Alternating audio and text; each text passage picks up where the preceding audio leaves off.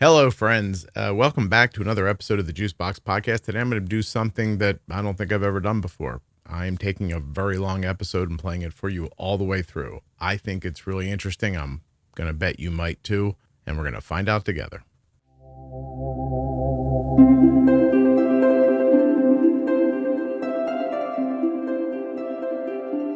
Nothing you hear on the Juicebox Podcast should be considered advice, medical or otherwise. Always consult a physician before making any changes to your healthcare plan or becoming bold with insulin. Go check out the private Facebook group, Juicebox Podcast Type 1 Diabetes.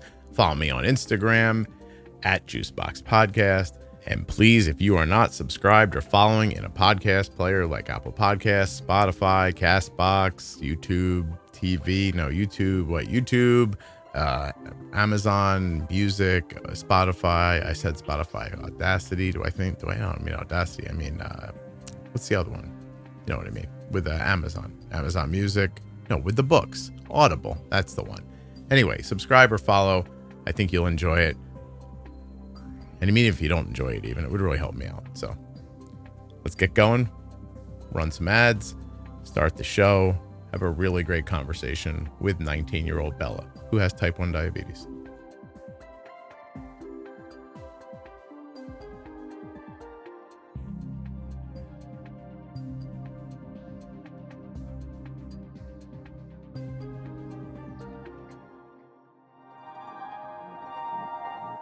This episode of the Juicebox Podcast is sponsored by the Omnipod 5. And at my link, omnipod.com/juicebox, you can get yourself a free, what'd I just say? A free Omnipod 5 starter kit. Free? Get out of here. Go click on that link, omnipod.com/juicebox. Check it out. Terms and conditions apply. Eligibility may vary. Full terms and conditions can be found at omnipod.com/juicebox. Links in the show notes. Links at juiceboxpodcast.com. US Med is sponsoring this episode of the Juicebox Podcast, and we've been getting our diabetes supplies from US Med for years. You can as well. usmed.com/juicebox or call 888-721-1514. Use the link or the number, get your free benefits check, and get started today with US Med. Testing, make sure we're being recorded. I just did it for myself. Can you say testing? Testing. Awesome. You're good. So what happens now is I shut up and then you introduce yourself the way you want to be known. I don't think you need your last name. If you feel compelled to use it, you certainly can. It does look like it was made up so that it could be like an awesome Instagram handle or something like that. So it's up to you if you want to use it or not. I don't think you need it though. Okay. Whenever you're ready, introduce yourself. Hi, I'm Bella. I'm a 19-year-old diabetic that is currently a college student. College? Ooh, what are you going to college for? Dietetics. Is that like a major or nutrition? Nutrition. Okay. Yes, so I'm gonna go to be a dietitian. Oh, very nice. Yeah. I just didn't understand the word. I didn't go to college, so I never looked at the book that said all the different things you could do. I mean, honestly, pretty much everyone that I've told about my major, like, they don't know what it is, which I feel like is really surprising. I feel like it's kind of like in the name. Maybe it's just maybe it's because we're making a podcast about diabetes that I got like waylaid by Dia. I was like, dietetics, what is that? Yeah. Okay, yeah, no, that makes sense. But now that you said it, I was like, oh yeah. Now I feel like an idiot. No, it's okay. It's okay. Listen, there's no excuse for me not getting it. The other 19-year-olds in your life, that we can understand. So. Actually, it's mostly adults. Oh. Who don't know it. Yeah, they probably drink a lot, you think? Something like that? No. No. No. Yeah, they just don't know. They don't know. Well, how old were you when you were diagnosed? I was actually diagnosed last August. Woo, that's not even a year ago. Yeah. No, it was actually the day I moved into college. No, it wasn't. Yeah. You're serious. You're humping up like all that while you're watching your parents carry all that stuff up and down, and you're like, and I was stunned at how little Arden helped carry things. No, I mean, I did help, but yeah, I was my, yeah. you're just watching everybody carry stuff and you don't feel well, or what's going on? Take me through the day a little bit. Okay, yeah. So now that I know diabetes, I think the earliest I had felt my symptoms was Memorial Day that year. Okay. And then like throughout the summer, I basically had every single symptom of undiagnosed diabetes to a T. Like vision loss, muscle cramps, weight loss, constant fatigue, like everything. Yeah. And I just go to a yearly physical, which thank God I do. And it just happened to be on the same day I moved into college. So I went, I got my physical, and honestly, like, not like TMI or anything, but I thought I had like a UTI because I was peeing so much. Right. So like I was just like, okay, whatever. I'm just gonna tell them. So I told the nurse my symptoms. Poor girl was probably like, yeah. This is at school. No, this was like before. Oh, okay. I was like, God, you didn't go to like the medical. No. Okay. You're like, this was like my home doctor's office, hour and a half from where I go to college. Okay. So yeah, and then they drew my blood, and I just went to college. I moved in fully. And then it was like 7 p.m. and I just met my roommate. Literally just met her. Me and my roommate, my dad, my mom were all in our room, and my mom stepped out because someone was calling her. And she had come back in, and she's like, okay, Bella, like, you need to sit down. And I was like, oh my God, here we go. I knew my hoo-hoo was busted. Here we go. Yeah, like I'm gonna get talked to. Well, I honestly thought like it was gonna be like, okay, like don't take drinks from strangers. Oh, like, you thought you were gonna get that one? Yeah, keep your hand over your drink, like that kind of stuff. Right. Oh my God. Yeah, so I was like, oh my God, like all right. And she's like, I'll respect myself, Mom. I'm sorry. Is that that's what you thought was about to happen? No strangers in the room. Like I understand. And yeah, she sat me down. She's like, yeah, you have type 1 diabetes. And I was like, what? Wait, I thought you were going to tell me not to get roofied. What's happening? Oh, right. Jesus. Wow. Is there any other type 1 in your family? Like, you have context for those words at all? No, I had none. I knew what diabetes was, like, vaguely. I knew, actually, prior to being diagnosed, I knew not a soul was type 1. Wow. And so I don't think I really understood what it meant. Actually, I know I didn't understand what it meant. And I remember like knowing like it was bad. Yeah. So then we had to leave. We left and we went to the hospital the next morning. Wow. And I was in the hospital for only like 24 hours. This is the worst move-in story ever. Although Arden could tell you one if you want. So maybe can I get her to tell that story one day? She got a roommate and you already love Omnipod 5. The tubeless, waterproof, automated insulin delivery system. Now it's even stronger. A stronger algorithm starts here with Omnipod 5's latest algorithm enhancements. A new lower 100 milligram per deciliter target glucose option for more time in range and fewer interruptions to help you spend even more time in automated mode. Request a 30-day Omnipod 5 trial today at omnipod.com/juicebox and experience the enhancements firsthand. Terms and conditions apply. Eligibility may vary. Full terms and conditions can be found at omnipod.com/juicebox. Diabetes comes with a lot of things to remember, so it's nice when someone takes something off of your plate. US Med has done that for us. When it's time for Arden's supplies to be refreshed, we get an email. Rolls up and in your inbox says, "Hi Arden, this is your friendly reorder email from US Med." You open up the email. It's a big button that says, click here to reorder, and you're done. Finally, somebody taking away a responsibility instead of adding one. US Med has done that for us. An email arrives, we click on a link, and the next thing you know, your products are at the front door. That simple. usmed.com/juicebox or call 888-721-1514. I never have to wonder if Arden has enough supplies. I click on one link, I open up a box, I put the stuff in the drawer, and we're done. US Med carries everything from insulin pumps and diabetes testing supplies to the latest CGMs like the Libre 3 and the Dexcom G7. They accept Medicare nationwide, over 800 private insurers, and All you have to do to get started is call 888-721-1514 or go to my link, usmed.com/juicebox. Using that number or my link helps to support the production of the Juicebox podcast. They're there for like not even 24 hours. And she walks into the room. The girl's lying on her bed in a skirt with no underwear on, with her knees up. And Arden just walks in the room, like right into that view. And she's like, I just walked by and thought, okay. And I don't know what to say. And, and so we talked, we were like, oh, it's just, a mistake. Maybe she, like we gave her all the like, be nice to people things. It's going to be okay.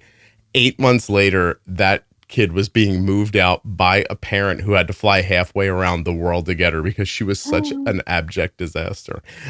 So anyway, sometimes it's, you got to give people a little grace, and sometimes they're just showing you a little bit about who they are. So yeah. Whoa, yeah, right. So did you go to a hospital near school, or did you go home to go to the hospital? No, I went home. I went to my home hospital. Okay. Yeah. And they had you in and out in 24 hours. Why did they feel so? Was your mom pressing you like you had to get to school? I was pressing them. Okay.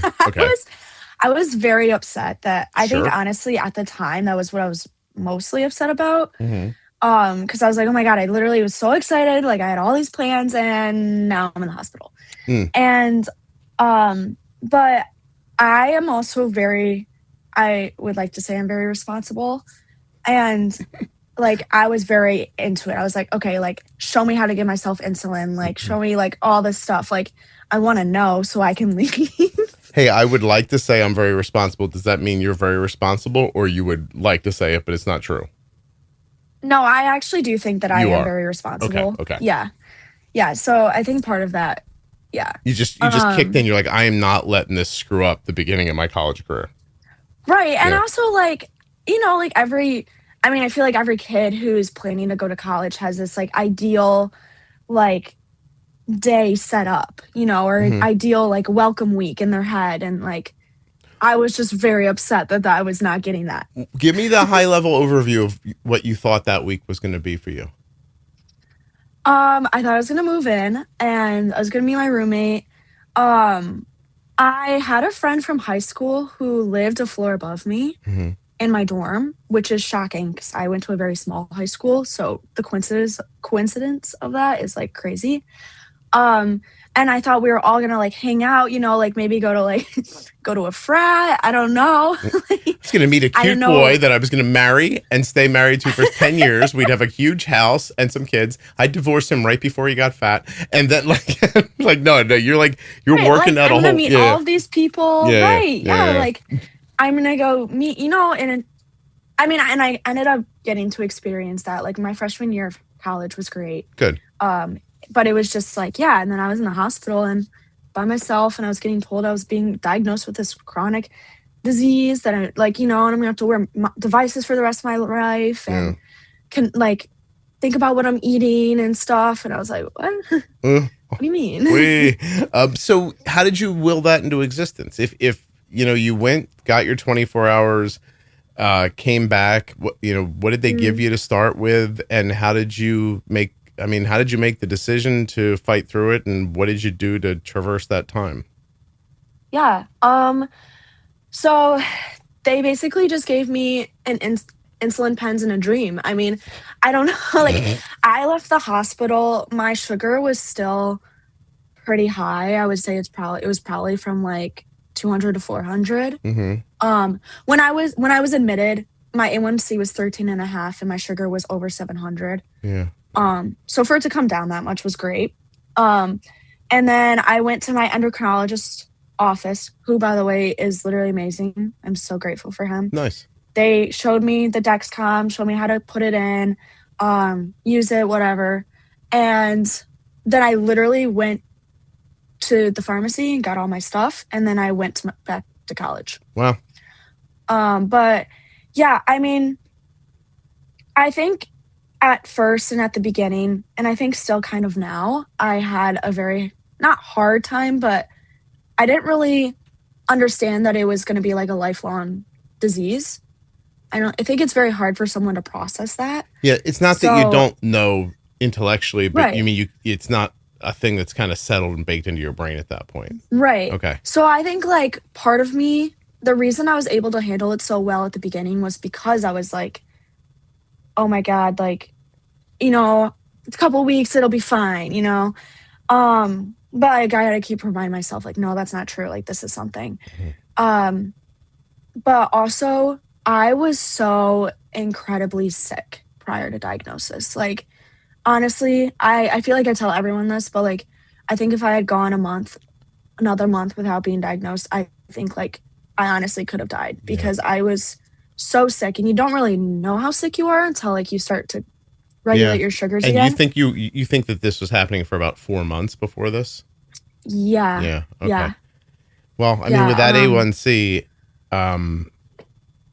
obviously it had been going on for a while. And then, I mean, the blood sugar still only being 400 is maybe good news that your body was still fighting with it a little bit. But you're right. You know, it was getting close. So you're telling me that just getting the insulin made you feel so much better that it might have made the rest of it a little easier. Right. Yeah. I think so. And I also I'm a Christian. I believe in God. And I think like the part of me that was like, I genuinely could have died. And the fact that I wasn't, I was so incredibly grateful to be alive and to be feeling better.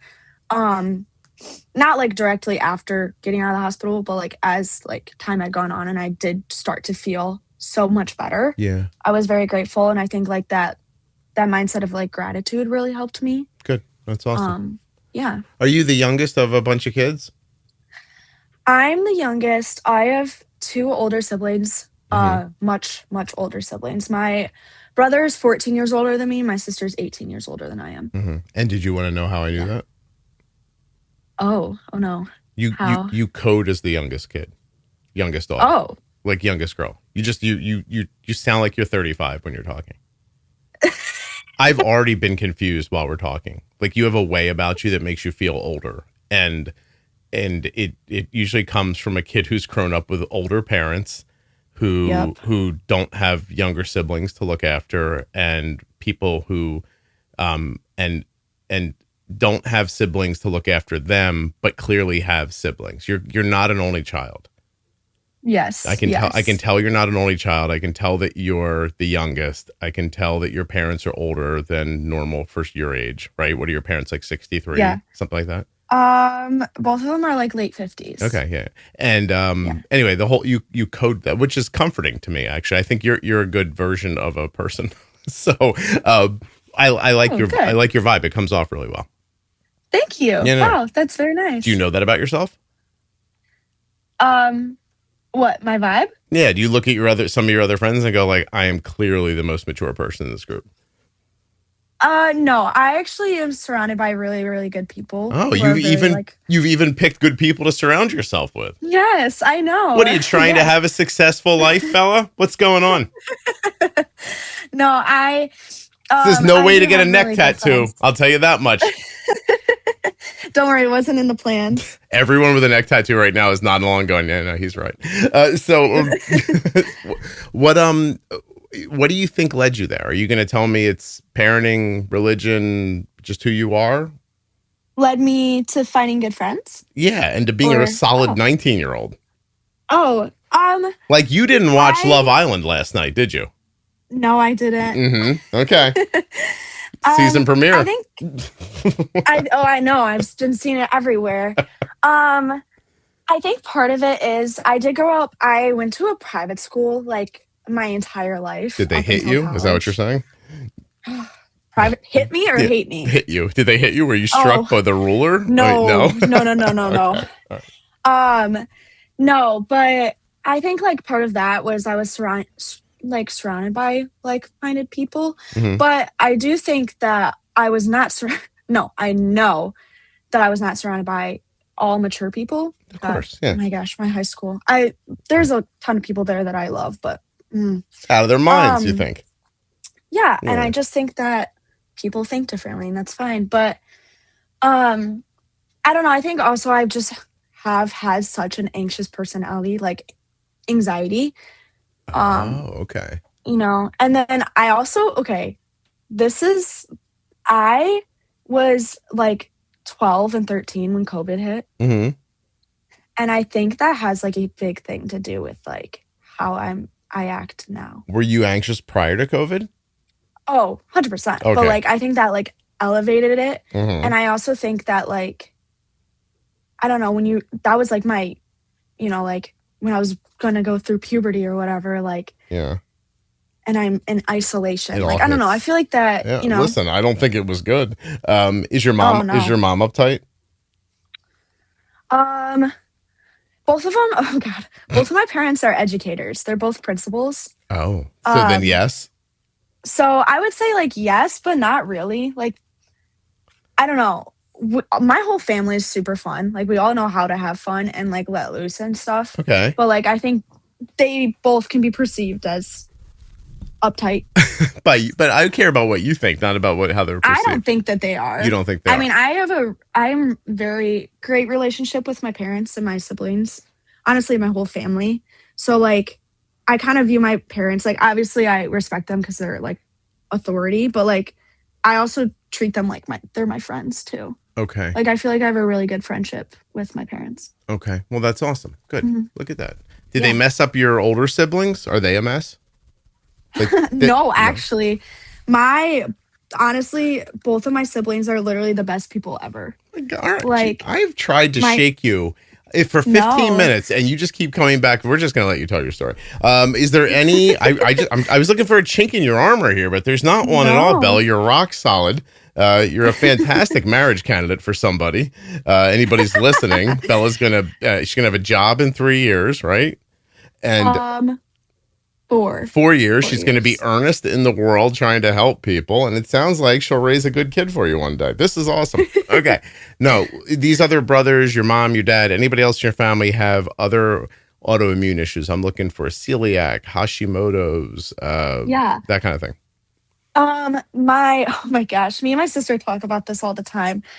My sister has Hashimoto's and Graves. Mm-hmm. And then my mom has hyperthyroidism, but it was more because of pregnancies. Like, she had a late pregnancy. And then it popped on after you? Yeah. That's common. Yeah, that's like, so I consider hers like autoimmune, but my sister definitely, she had issues before, and then my sister has 3 kids. So I think it was heightened after her pregnancies. So many kids. Yeah, I know. Are they all young? Oh, I know. Are they like in a group? Yes. Are like 8, 10, 14? No, the oldest is 7, and the youngest is almost 2.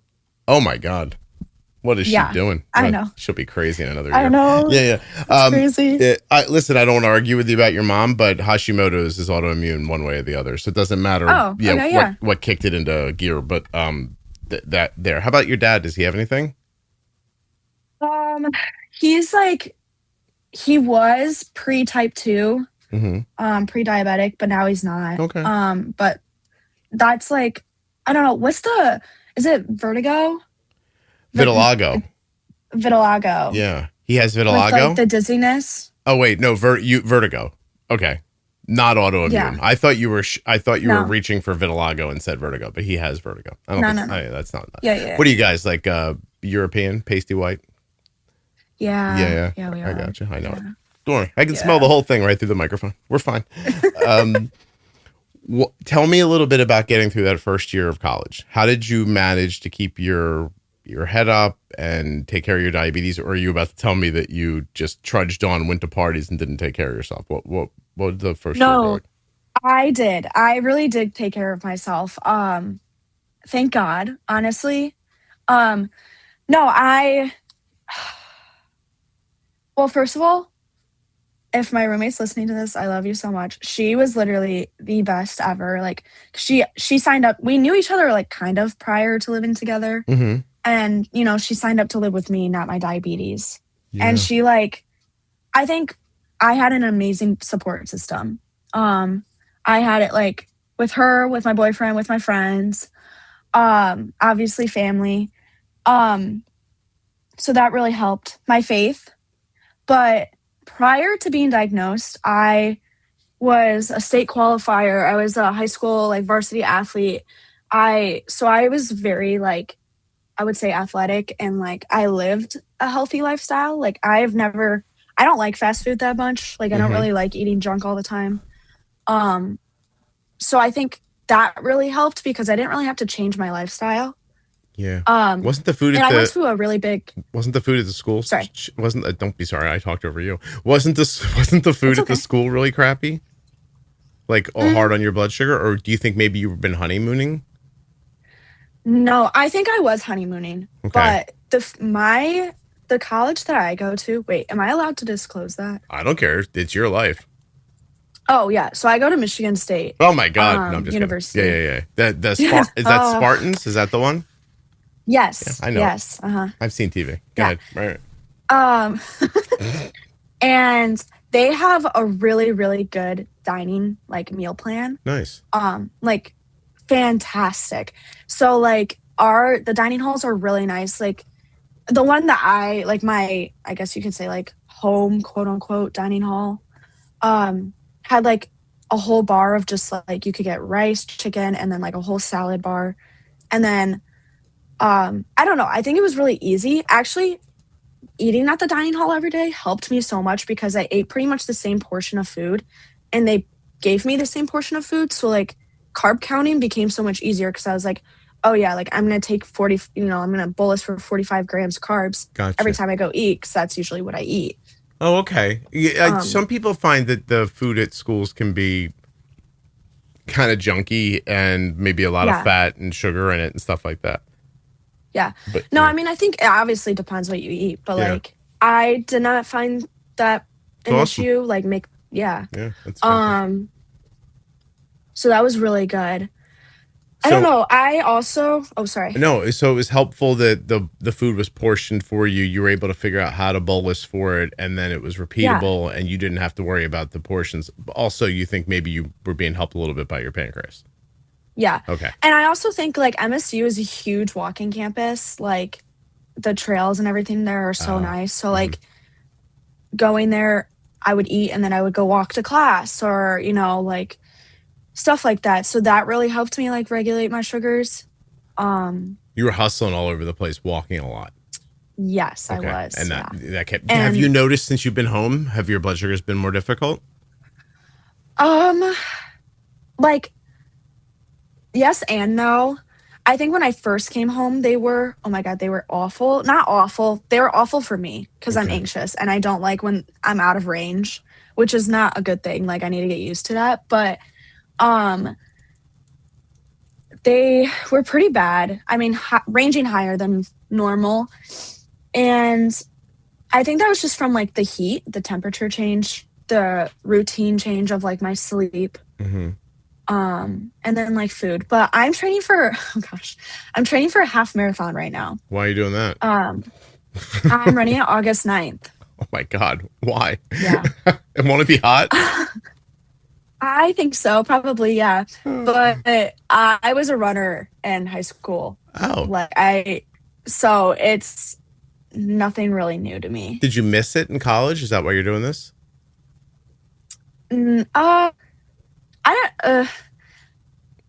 Running, I got a little bit I missed in college. I missed my team. And wait, you dropped out there for a second. I'm sorry. You missed it a little bit in college. Then what happened? I missed my team in college. Okay. But I don't know. I don't think I missed like the actual like idea of like running. But last summer I really wanted to run a half marathon. Like I had planned I was going to run one this summer. Mm-hmm. And now that I have diabetes, like I really want to run one because I'm stubborn and I want to prove to myself that I can do it. Oh, I see. Okay. Little personal challenge for you then. Yeah. What do you think is going to be the key to, I mean, you've been training, right? So what's been the key to you stretching out your distance? Like, I don't know. I've been using, like energy gels. Okay. So like are you falling while you're running and then pumping it back up with explain to me what you're doing? Like, so you're out there working on it. Yeah, honestly, my sugar doesn't really drop a lot. You're like, I don't have that kind of diabetes, Scott. When I run. No, like, I mean, I don't know. Like, I know everything affects everyone differently, but like running really doesn't drop my sugar until like I get to like probably mile 4 or 5. Okay. But I usually eat before. I'll have like a yogurt and granola, and I'll only bolus for like, I usually eat bolus for 12 grams carbs, and then but I don't know, like I do like half of that, so my sugar gets like a little bit higher. Yeah. How high do you let it go? To like it gets to like 180. Oh, and then it falls slowly while you're running? Yeah, so it falls, like it'll go up to like 180 probably like my first mile that I'm running, and then it goes down to like 150, 140. And then if I keep going, it'll go down to like 110, and then, you know, continue to go down. But like if it gets down to 110, it's usually like double arrow down or one arrow down. Okay. And so I'll like take half an energy gel or like a full energy gel, and then I'll just like continue on. And that does it for you. Huh, that's awesome. I'm glad for you that it's been that, I mean, I don't want to say easy, but that it's not as challenging as other people have sometimes talked to about it. Do you think that'll change? Like, are you on a very low amount of insulin? Like, is there a world where you're still honeymooning right now? I could be still honeymooning. I haven't changed the amount of insulin that I've needed since being diagnosed. How about, okay. And are you still injecting, or did you get a pump? No, I got a pump. Which one did you get? Tandem Mobi. Okay. And so you're running the algorithm and it's helping you too. Yeah. That's awesome. Yeah. Yeah. Do you know what your total, can I ask you what your total daily insulin is? Do you know? Ooh, my basal rate? I'm going to test you being 19 now. No, I mean the entire amount of insulin you use on average every day. Oh, God. Probably. Now who's an adult? Who's an adult, Bella? Trust me, no one ever knows when I ask them. Go ahead. No, let me do the math. I usually do about 1 to 2 units per meal. So probably at most 6 units per meal. Okay. And I'm not gonna lie, ice cream, my total weakness. Love ice cream. Who doesn't love ice cream? Right. So let's add that. So probably 8. And then I think my basal is like maybe like 5 or 6. Oh, so listen, unless you weigh 84 pounds, I'm going to say you're honeymooning still. Would you tell me how much you weighed? Yeah, I weigh like 116. Okay. Hold on a second. I'm just looking at a little estimator here. So. No, now I actually need to like look at, because now I'm curious. You're having fun. That's okay. Yeah, we're being weird and geeky about diabetes. I know. Yeah. Yeah, I have 0.6 an hour, 14 units a day. I'm 0.35 an hour. Yeah. Okay. You have, your settings are beyond highly sensitive. So I'm gonna guess still in a honeymoon situation. And it's been a year. Okay. You might have has anyone ever almost said a year, yeah. Has anyone said LADA to you? Said lauded? LADA, LADA, like you might have latent, autoimmune diabetes of the adult onset, blah, blah, blah, blah, blah. Like nobody's mentioned that? I know what you're talking about. No, no one's ever told me that, no. Okay, so I'm saying it seems to me like you might be, I don't want to say it like this, but you might have your training wheels might be on still. Oh, good, I hope so. Do you ever get low for reasons you cannot understand, or find yourself in situations where the Mobi is like crazy trying to stop a low and you can't figure out why it happened? No. No. Huh. Maybe this is just your sensitivity. Are you an incredibly clean eater besides the ice cream? Honestly, yes. Oh, maybe that's it then. Good for you. Yeah. Look at you. Yeah. Eating like a chipmunk over there. I got you. A little granola, a couple of nuts when you're hungry, stuff like that. I eat like Drizzleicious. Like I eat like the healthier quote unquote snacks. The hell is Drizzleicious? What are you trying to make me feel old, Bella? It's working. No, listen, Drizzleicious is literally the best thing ever invented, especially for diabetics. They're like rice cakes. Cinnamon swirl but they're bites. Like mini. Wait, are you looking it up? I'm looking. Yeah, of course I got it already. Okay, good. Do you like the cookies and cream, the salted caramel, the birthday cake? Nope. What do you like? My favorite is the s'mores. The birthday cake is pretty good, and then they get like seasonal flavors too. Oh my God. Okay. Literally oh my gosh, it is literally Are they low carb? What are they? Yes. Well, they're not like, it's like 24 grams for like, I don't know. I think it's like, I'm trying to it's look. like enough. The website's a lot of pictures. Guys, it would do with a little, drizzleicious.com, maybe a little more information, a few pictures. Oh, here we go. I got it. Hold on. Okay. Allergen free. Okay.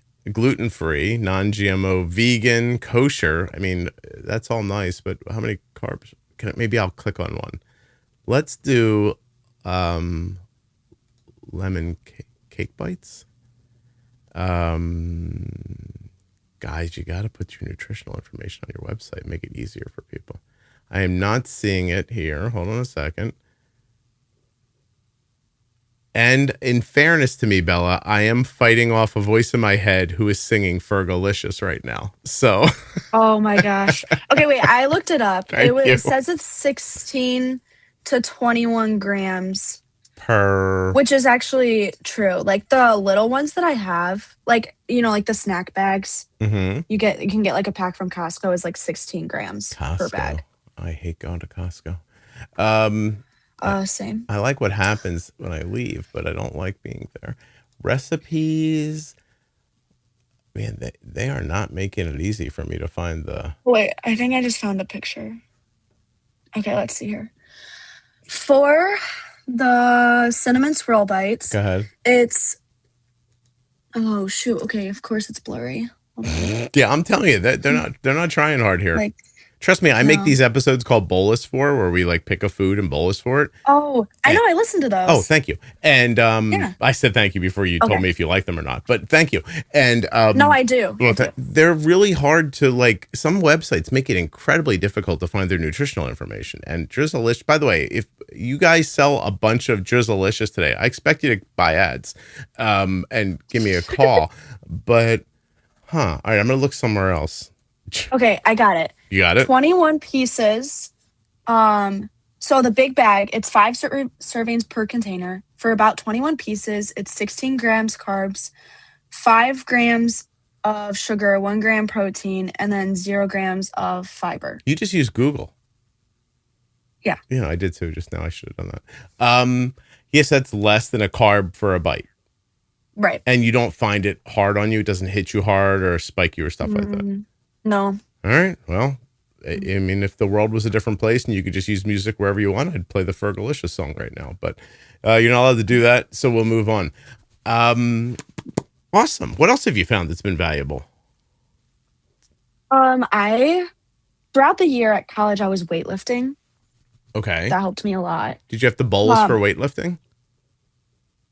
No, I didn't. Okay. I would eat like a banana or something before, so I would like bolus for that, and then I would go lift. So like I already had insulin in me, so like I would get up probably to like 180 lifting, and then it would like I'd walk back to my dorm, get ready and stuff, and then I would go eat. And by the time I was going to get ready to go eat, I would be like, my sugar was like on the verge of being low. So okay, I had it down to a science. Were you lifting and doing some cardio at the same time? No, because it was like a 10-minute walk from my dorm. It's the walk. It's that dorm. Boy, look at you. You figured out. Like, just spread your ass out and make you walk around and you're okay. Right, exactly. Yeah. Look at you. Well, thank you, Michigan State. I know. If you went to a small private college, you would need more insulin. Oh, gosh. Honestly, I don't even... it really helped. Like, the amount of...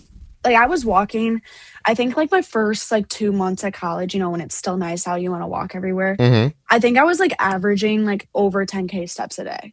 Wow. What's going to happen, though, in the wintertime when Canada rolls over top of Michigan? What do you do then? Just take the bus. Does snot freeze to your face? Does that ever happen? Have you ever had snot freeze to your face?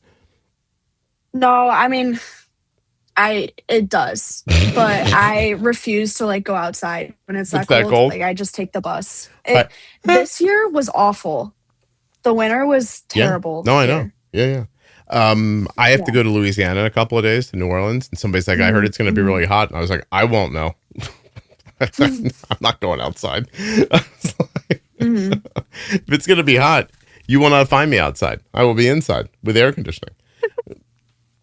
Yeah, I don't know. I don't know how you guys live up there. It's too cold for me. What are you from? Like, are you from Wisconsin, or are you from Michigan, or where are you from? I'm from Michigan. You are? Okay. You went, in-state prices? Yeah. Your parents must love you. That's awesome. Get that. Did they make you stay in state, or did you want to? I originally really wanted to go to Florida for college. Where it's warm. Mm-hmm. I hate winter. Of course. But the tuition is just actually insane. Yeah. And once I got a grasp on money and you were like, how much I would have to be yeah, I was like, okay, yeah, no, Michigan State seems fun. I look good. I look good in that drab green. It'll be great. Don't worry about it. I mean, who picks that color, but, you know? Both of my siblings went there. My mom went there. So, okay. Yeah, it's in my blood, I guess. Yeah, listen, it's $10,000 for your education in Florida, and the other $60,000 is because it's warm.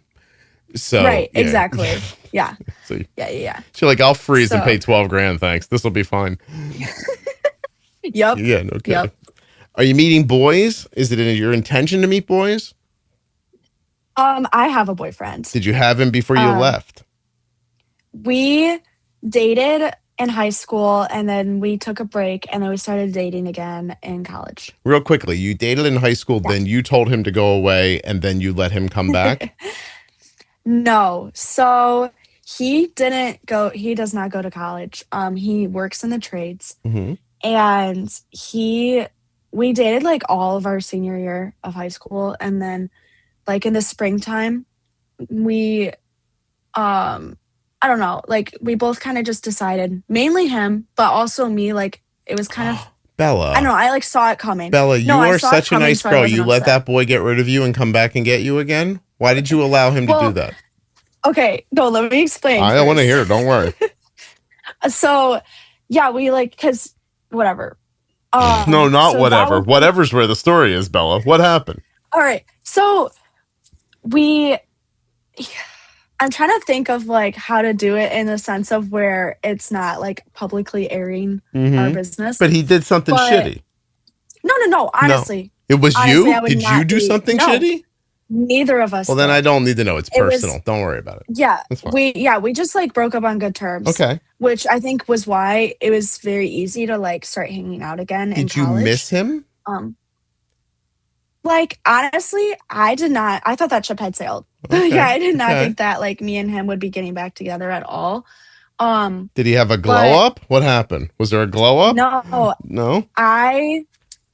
He was my comfort person and my best friend. And listen, I'm independent. I don't need I am not the type that needs a boyfriend or whatever. But it was hard for me to go through my diagnosis and my diabetes without him.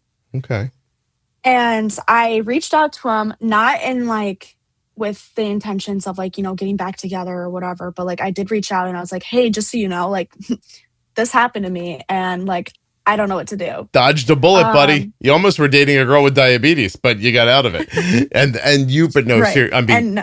being stupid, but you needed somebody who you knew you, who you could find some comfort and some support with, and you went to him.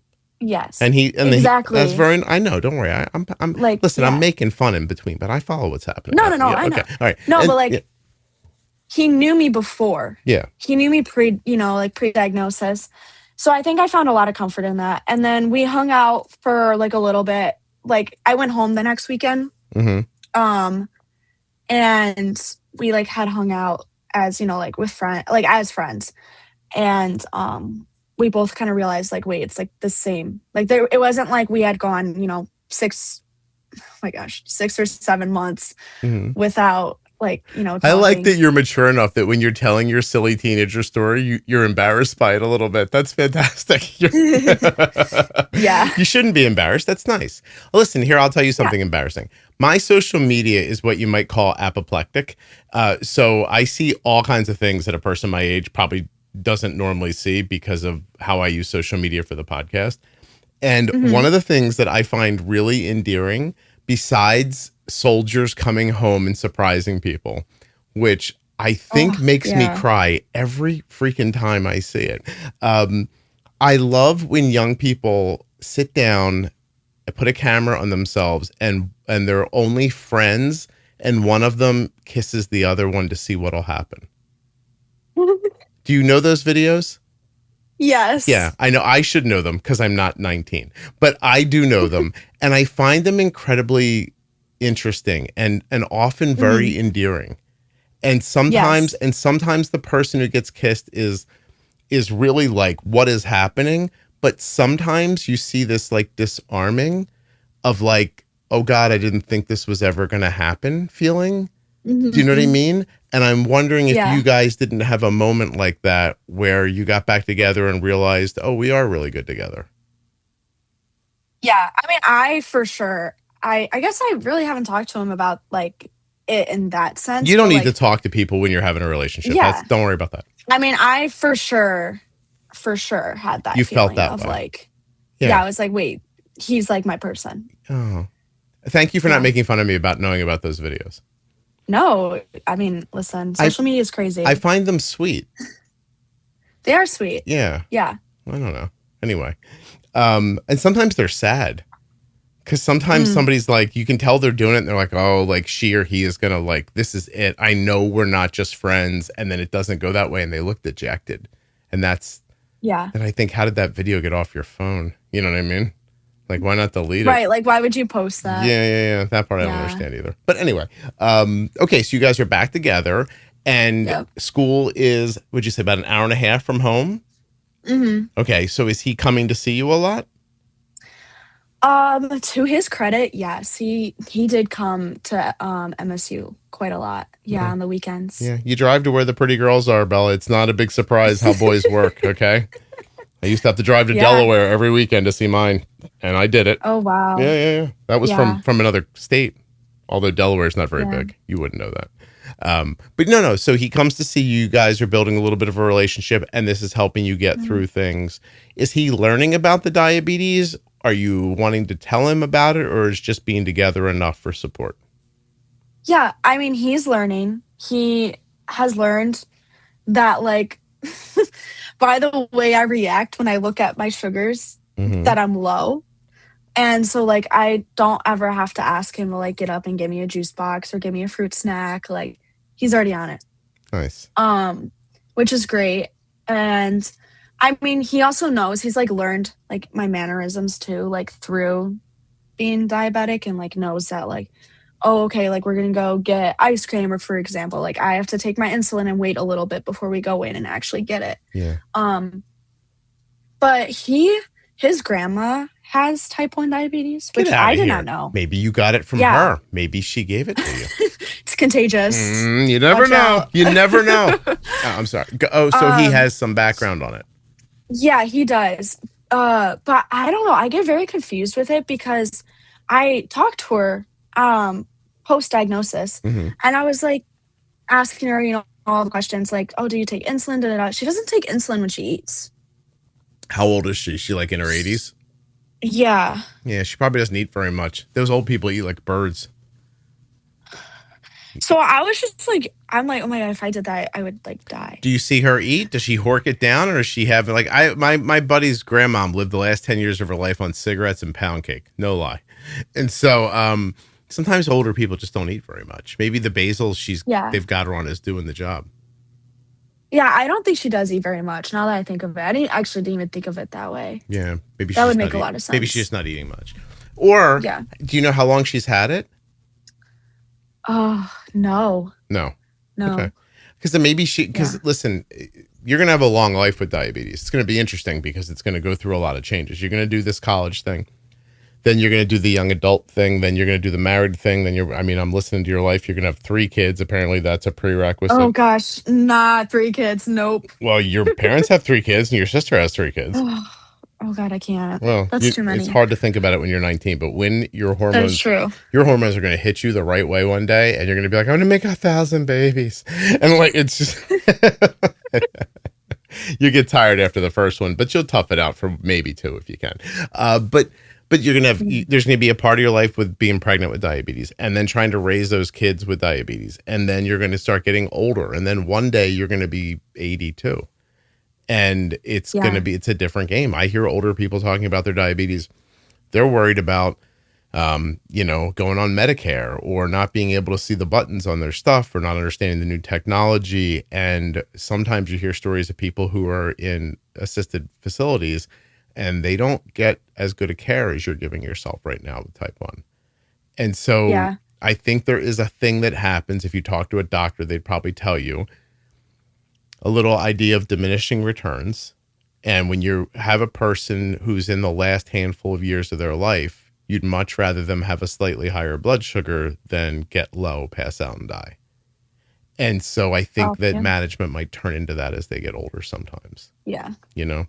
Which is it's hard to think about for people with type 1, because it's not your goal. Like, your goal right now is, what's your A1C, like 4.5 or something? Tell me. Oh my God, 4.5. No, I'm just kidding. But what is yours? It is, what was it last? 5.8. Yeah, that was my point. That you're a person who's trying really hard. You're probably being motivated by crippling anxiety, but still you're getting it done. You're getting crippling anxiety. Yes. You're getting it done, and it would be hard for you at 19 to imagine a life where you didn't try that. But it could happen, long time in the future for you. Don't worry. By the time, I'm guessing, with GLP medications and other peptides. Oh, I just said peptides. People are going to be like, but sorry, I'm not a bro podcaster, but there's going to be you're going to see people are going to use other peptides, testosterone, things like this. People are going to use. You're going to stay healthier for longer. You probably live into your hundreds. Oh, wow. Not crazy to think about. Mm-hmm. Yeah. You probably easily live into your 90s with modern technology. I would love that. Yeah. I know that was like one thing. I feel like a lot, there obviously is so much anxiety surrounding like an unknown surrounding like type 1. But like a lot of them is like, like, how am I gonna, like, I really don't want to go through pregnancy with type 1. Like, I really don't want to, but I really want to have kids. And then like, I don't want to give it to my kids, or I don't know, like, I don't want to, grow old, and then I don't want to get another autoimmune and like all of this stuff. And I feel like, especially because I'm a baby diabetic, I guess you could say, like, and being diagnosed like at such a, like a later, like such a weird time in my life. Yeah. I mean, going into college is, listen, right. I can tell you something. In 12 years, I've talked to probably a person who's been diagnosed at every age. Okay. And I might mean up to like 99. And there's no good time to be diagnosed with type 1 diabetes. Oh, no. Yeah. So it's just going to be what it's going to be. And you're going to, you're that 5-something A1C, you can keep that while you're pregnant. It won't be hard. If you know how to do it now, I'm sure you'll be able to do it then. It's about, matching insulin with food, and being, flexible with your settings, and realizing when you need more, you need more. When you need less, you need less, and taking care of yourself. Mm-hmm. It's, I'll tell you, the hardest part from what I hear from women with type 1 is after the baby comes and your needs go back to normal, sometimes all that effort you put in during the pregnancy, you shift the effort over to taking care of the baby, and you don't take care of yourself as well. Yeah. That can happen. That I've heard that too. Yeah. Yeah. But the point is that none of that has to happen to you. Like, you get to decide. Look at you. You went into college on day. Listen, let me pump you up here, Bella, for a second. Heading into college, I imagine you were 18 years old. You're there with your mom and your dad. You're about to meet your roommate. You're about to kick your parents out and tell your roommate, do you like vodka or gin? What do you prefer? And instead you're at the hospital. Okay. And then you come back, power through, you get through your first year. Your GPA is probably 3.9, I'm guessing. And what is it? Yeah. Yeah. I got it exactly right. 3.8. Yeah, okay. Yeah. You're right. So you kept your GPA up. Are you embarrassed that I know you this much after 50 minutes? Is that what you're this is keep going though. Generalizing is my forte. And so you did that. You pushed through all of this. It's not easy. And you seem like you still have, you don't sound depressed. You don't sound sad. You don't sound like you're beaten down. You're looking forward. Your head's up. Do you think you're not going to be able to do pregnancy? Please, you'll be fine with that. Let me tell you something Yeah. that I tell my kids all the time. I said it the first time when my son got graduated from college and he was heading out into the world for his first job. He's nervous, you know. And I said, I know you feel like you're trying to beat the whole world, but 90% of them aren't even trying. So just get out there, keep being yourself. You'll see it'll work. And I would give you the same advice. You're well suited for this world. You'll be okay. You know what I mean? Thank you. Yeah, it's obvious. It's don't let that boy drag you down and you'll be fine. Don't let him get you pregnant. You understand? Oh God. Oh my gosh. No. Married and a place to live. Listen to me, everyone. Married and a place to live. Why married? Because then legally he's got to take care of it. And why a place to live? Because I don't want you renting your whole life, okay? It's a lot of wasted money. I just my son's friend, $3,000 a month renting an apartment with his girlfriend. That's crazy. You know what $3,000 times 12 is? You go to college. $36,000 a year. Dang. Rent gone. Boom, poof, goodbye. Gone. Do that times 10. $360,000 to rent an apartment for 10 years. Mm-hmm. Buy the shittiest house you can, Bella. I don't care. Just own it and then sell it, make a little money, and get a better one. The American dream is not dead. We've just given up on it, and the shit's really expensive. So you're gonna have to start with a really shitty house, but that's not the point. I know. It's gonna take longer. I'm like, so grateful that my boyfriend's working right now because we talk about it all the time. I'm like, I'm not gonna be able to afford anything when I get out of college. And it sounds like he's gonna know how to replace a toilet, so that's awesome. Yeah, he's handy for sure. Oh, don't say it like that. That'll make your mom uncomfortable. Sorry. Yeah. Not like that. Sure, whatever. What am I not asking you about that I should? Why did you come on this podcast? I came on because I honestly thought my story was really unique. Like, I think it is. I got diagnosed and then I went straight to college. But also, like, I feel like as a young woman or a teenage girl or a young girl, like, being diabetic arguably can be harder because of the social media standards for like body types.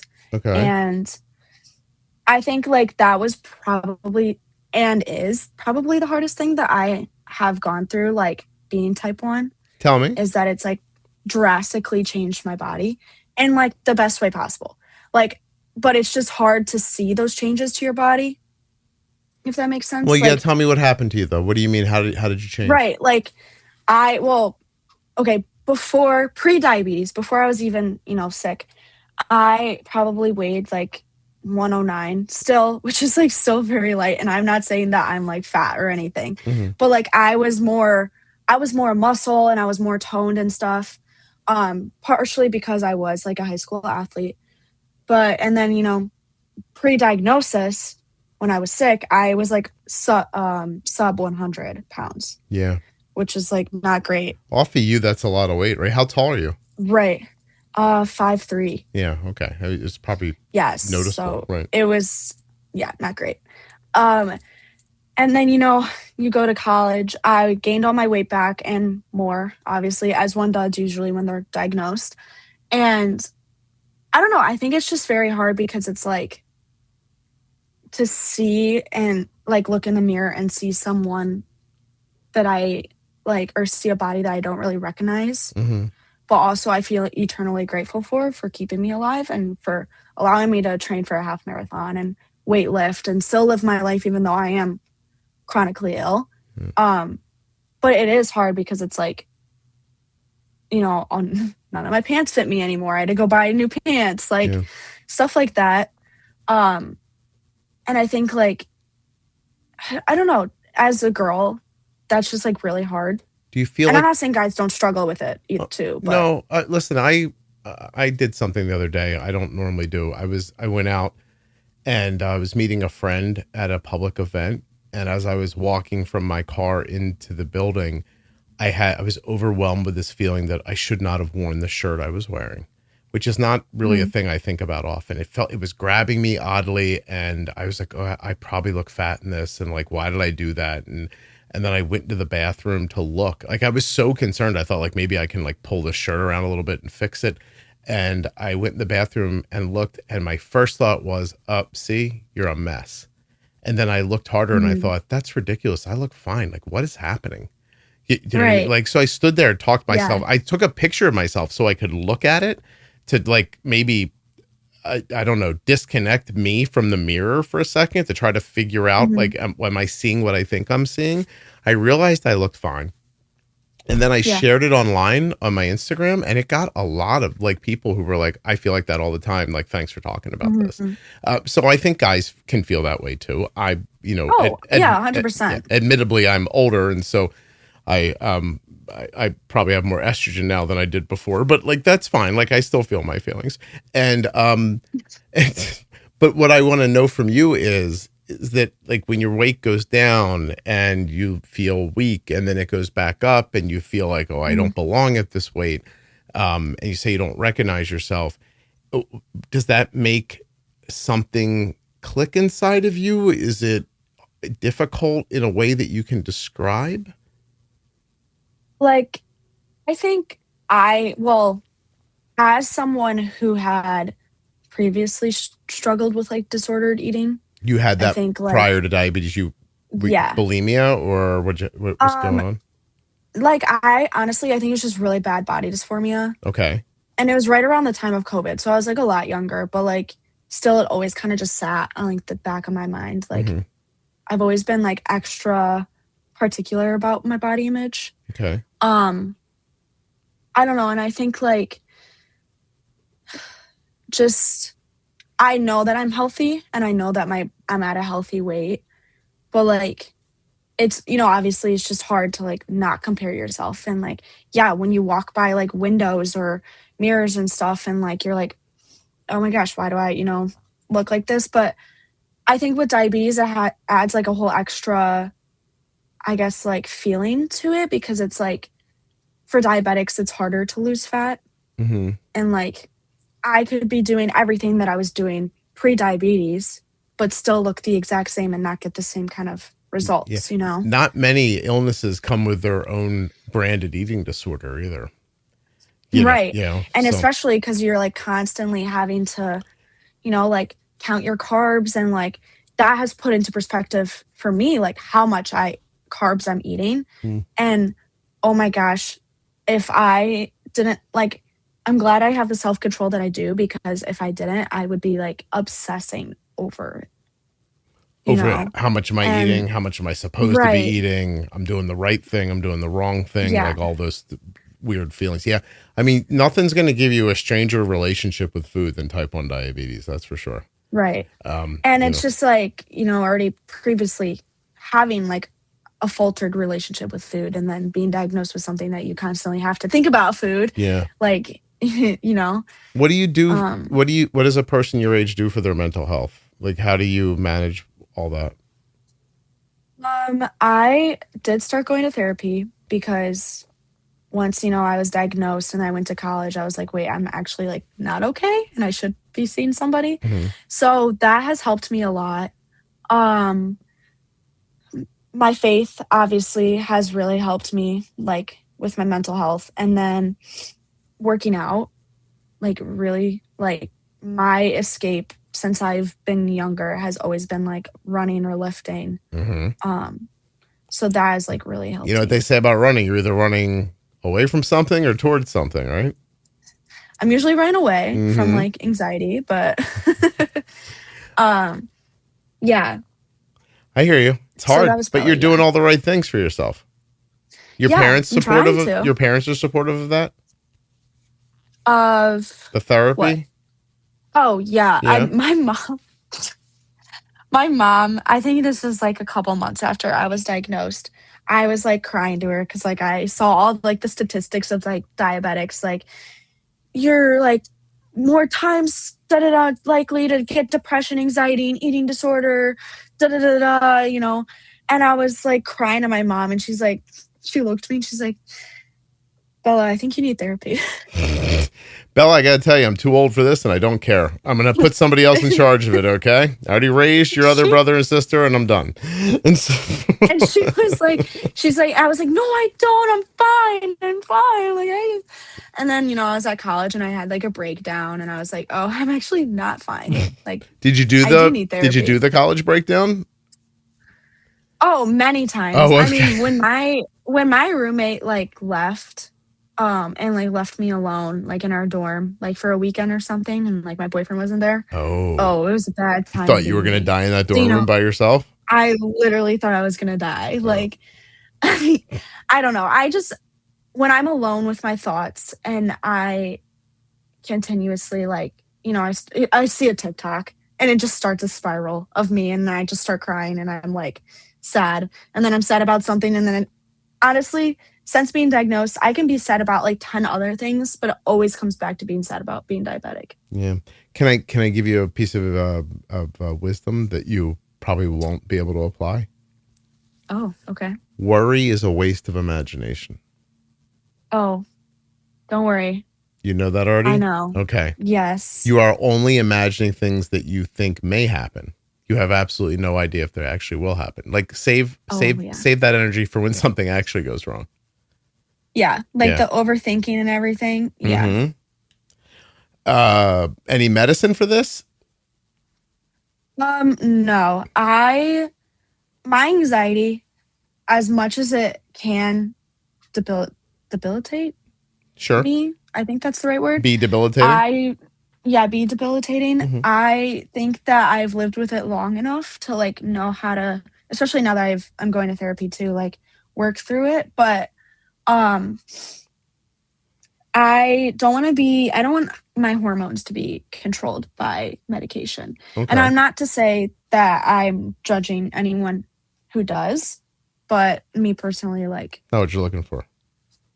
But you love that Doechii. You loved that Doechii song when it came out, though, didn't you?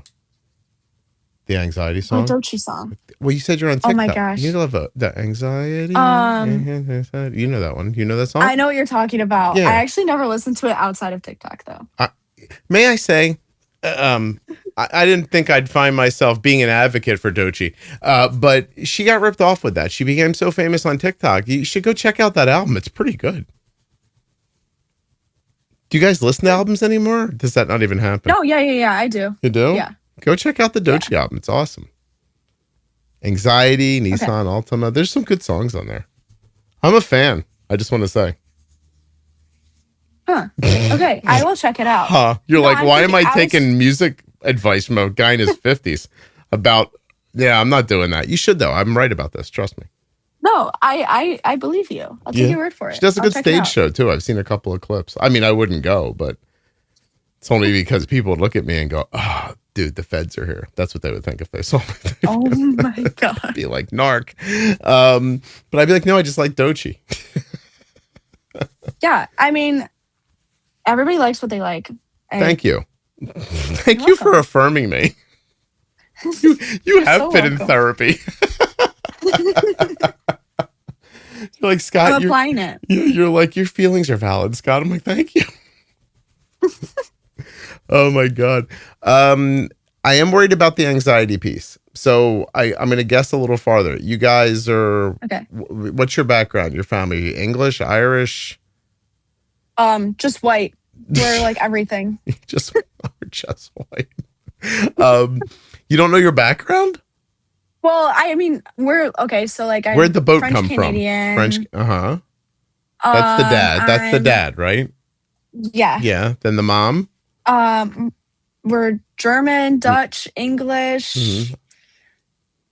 I don't even know. Probably like everything else. Let me just guess. Also, your vitamin D is probably low. Please have that checked. I'd like to see you on top of that. There's no way your vitamin D is okay. No, it's got to be because I'm in the sun all the time. That's Michigan sun. I don't know if it counts. Please have it checked at your next appointment. Tell them you'd like your vitamin B done. You want an iron. Are you ever tired? Okay, you know what? Go ahead. This is so funny. Don't be funny. When I so when I was running, I started taking iron supplements. Mm-hmm. And right around the time I started taking my iron supplements was when I was getting like chronically thirsty. Mm-hmm. And I looked it up because I was like, oh my God, why am I going through like a gallon of water a day? And I guess iron supplements make you thirsty. So I stopped taking my iron supplements, but then I was still chronically thirsty. That's because you're about to get diabetes. But what I'm saying is that I want you looking out for anemia, vitamin B12, and D when you're getting your testing done. Also, don't forget to get your thyroid tested once a year, okay? Okay. All right. Okay. And if you have hypothyroid or Hashimoto's symptoms, you want to press the doctor to medicate them if your TSH is over like 2.1. And you're going to tell them it's because my mom has it, my sister has it, and just because you say I'm in range doesn't mean I'm not going through these things. I'm just getting you ready because you are a coin flip for Hashimoto's, Bella. Okay, so don't want to, yeah. And then you're going to want to be looking out for anemia too, and those things. May I ask a question? I have no business. I started this episode. We were talking about like you thought you had a UTI, and then I somehow told that story about my daughter's first roommate in college. So you've been hanging, so I think you're okay here. But how are the periods? Are they too long, too heavy, or are they pretty good? No, they're the same that they were before. Good. Keep an eye out on that too. Okay. Oh yeah, no, I will. I went through a phase in like middle school that I was like pescatarian. Just fish, Bella? Yes. So I actually did develop anemia when I was doing that because I was not getting enough iron. But I have not had that issue since. You just eating goldfish? What are you eating? No, I don't know. And then I would, it would come around to be like that time of month and I was getting like sick, like a fever and like super fatigued because, The lady stuff's not fair, I'll tell you that much. No, it's not. A friend of my daughter's vegetarian, eating goldfish, the crackers one day, and she popping them in her mouth. And I looked at her, I said, what are you, a pescatarian now? It was fun. So funny. I mean, at the moment, it was just very, very funny. Anyway, that's not neither here nor there. I'm glad you're paying attention to everything. And it sounds like you're doing well. The anxiety piece, the longer you listen to the podcast, the longer you're going to hear people who have type 1 in their life talk about, I hear about anxiety a lot. And I do personally think it has something to do with like inflammation, autoimmune stuff. I know anxiety is not autoimmune, but what I'm saying is it all seems to run hand in hand a lot with people. So like if I asked you, ready? Ballpark guess. Anybody in your family mentally ill, bipolar, extended family, aunt, uncle, cousin? I would say probably not. Probably not. Okay, that's fine. Not always. Yeah. I hear it a lot from people. So interesting. Yeah. So anyway, the anxiety piece, pay attention. That's all. You don't want it to get away from you. It could get crippling, and you don't want that. Like right now, it's like it sounds like it's useful for you now. Yeah, honestly, like I don't know. Me and my roommate talk about this a lot because we both like have anxiety, and like. I think without my anxiety, I would get nothing done because it's like what keeps me motivated to like actually get up and like go do stuff. I worry sometimes that your whole generation just calls everything anxiety. Maybe. Yeah. Maybe that's just you trying not to die. You know what I mean? Like let's go. Yeah. Let's move forward. Get something done. You gonna work this summer? What do you do in the off time? I am a nanny, and I'm also working as a waitress at a golf course. Oh. Like, are you one of those roving waitresses or in the restaurant? No, I'm in the restaurant. Those guys probably tip well, right? They're all full of themselves. Oh, yeah, 100%. Because either they're very sweet to me, though. Well, of course. You're young and they're old. So you know what's happening, right? Oh, yeah. Okay. Yep. All right. Yeah. I don't have to explain life to you, do I, Belle? No. Okay. No. So they're either in there high off their great golf game they're going to spend, or they feel terrible about themselves because they played poorly. And the one thing they have left is over tipping to make themselves feel better. It's a golden situation. It is. Honestly, I make great money working there. Oh, 100%. I would like to do that If I was pretty enough, I'd be a waitress at a golf course. It's a perfect idea. And then the nannying. Boy, you did say a lot of white things. And the nannying,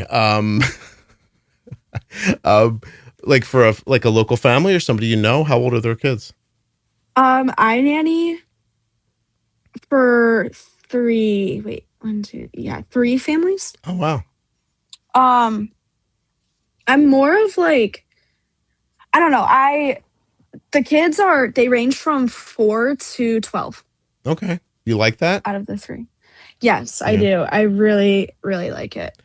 Hey, are you just the kids are great. Are you super comfortable right now, or has your blood sugar gotten low?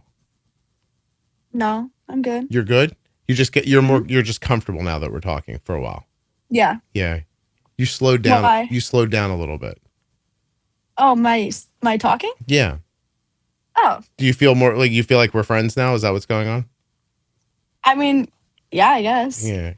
Or do you know what I mean? Like, do you feel more comfortable than you did when we started? I feel more comfortable. I think when we first started, I was trying very hard to not say the wrong things, but like to be respectful of people that I might be mentioning. Yeah. Screw them. You know, they'll be fine. No. I'm just teasing, Bello. You were very respectful. Stop it. All right. Listen, I feel like we're done. Do you feel like we're done? Yeah. I mean, you did it. Back to school next year. Keep studying. What's the class you're worried about next year? Ooh.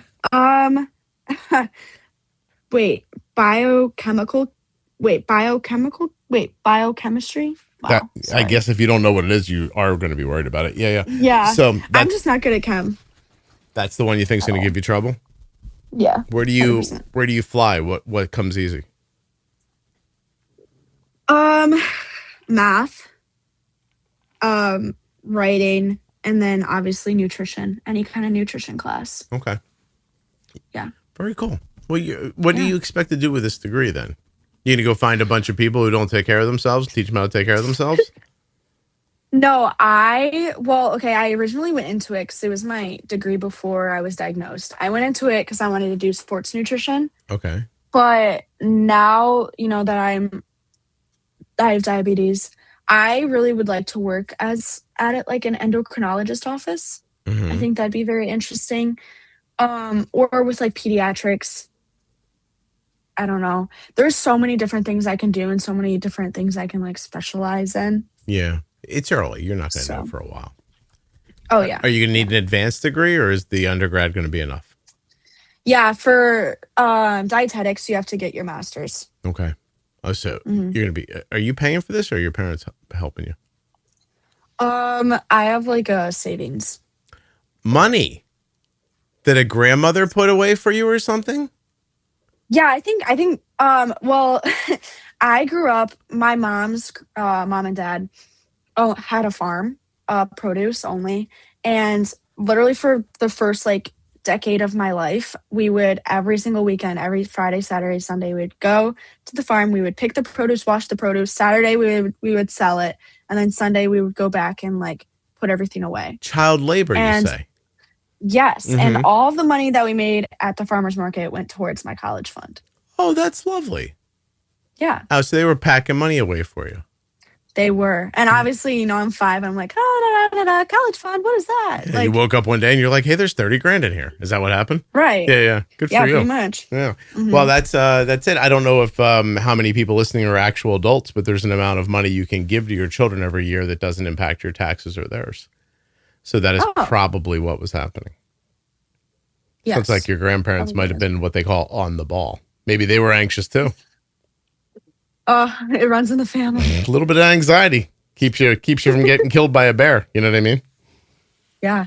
Actually, no. Now that I think about it, though, like me and my sister are both anxious people, and we're both the ones who probably struggle the most with the autoimmune.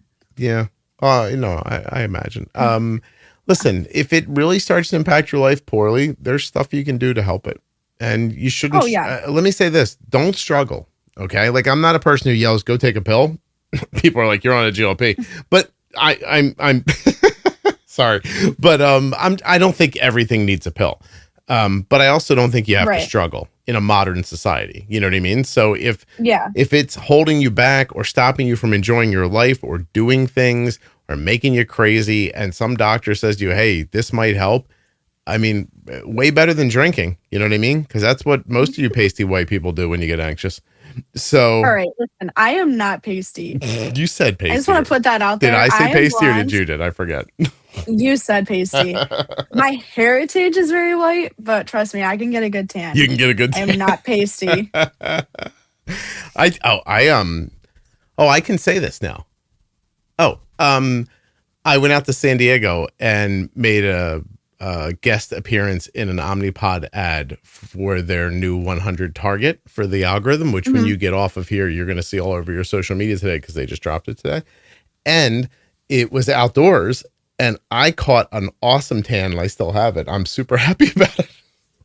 There we go. Look at us. See, you all think that that's a story about me being in a commercial. It's a story about how happy I was with my tan.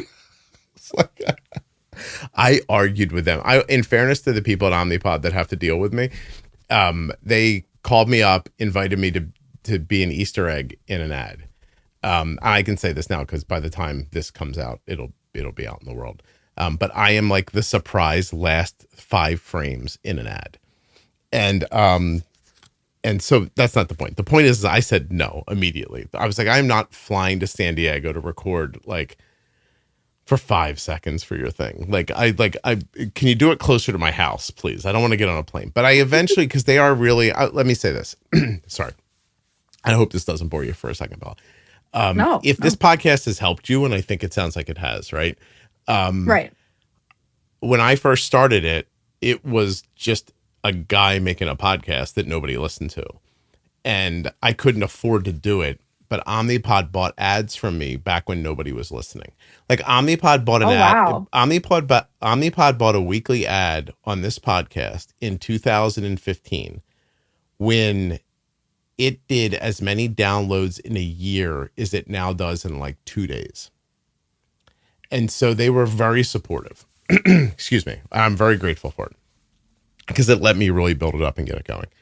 And so they've been longtime good partners. And so I finally said, fine, like I'll take a red eye home. And like I couldn't miss too much work, right? So and it sounds weird to people, but this is work.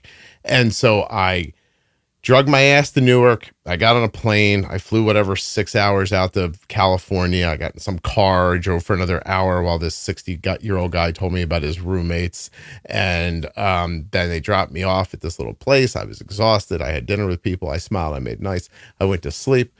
And then I got up in the morning. I spent 8, hold on, let me count. 9, 10, 11, 12, 1, 2, 3, 4, 9 hours standing on that set before it was my turn to film. I filmed for 10 minutes. They took me out of the wardrobe, stuck me in a car, drove me right back to the airport. And 2 hours later, I was on a plane and I flew home. I was exhausted. And the entire time out there, I was complaining to anybody who would listen. And then the whole way home, I just thought I did a terrible job. I think I looked fat. This was stupid. I shouldn't have done this. They're going to hate it. I'm going to get cut out of it. Like a child I was. Okay. Then 3 days later, the lovely person at Omnipod who handles me was like, oh, we saw the dailies. You look terrific. We're really excited about this. And I was like, oh, okay, thanks. And then that was it. I never thought about it again until just now when you reminded me about how tan I am from that. So, well, at least I reminded like a positive, Why is your generation so positive? I don't understand. Don't you make fun of people behind their backs or anything? You people? You do, right? I'm not disclosing this on the internet. Okay. You have a private chat with 3 of your closest girlfriends where you shit talk other people, right? Actually, no. You don't? I do have a chat that I talk with my 3 closest girlfriends, but we do not. The main purpose of it is to not crap talk people. You're being positive in there.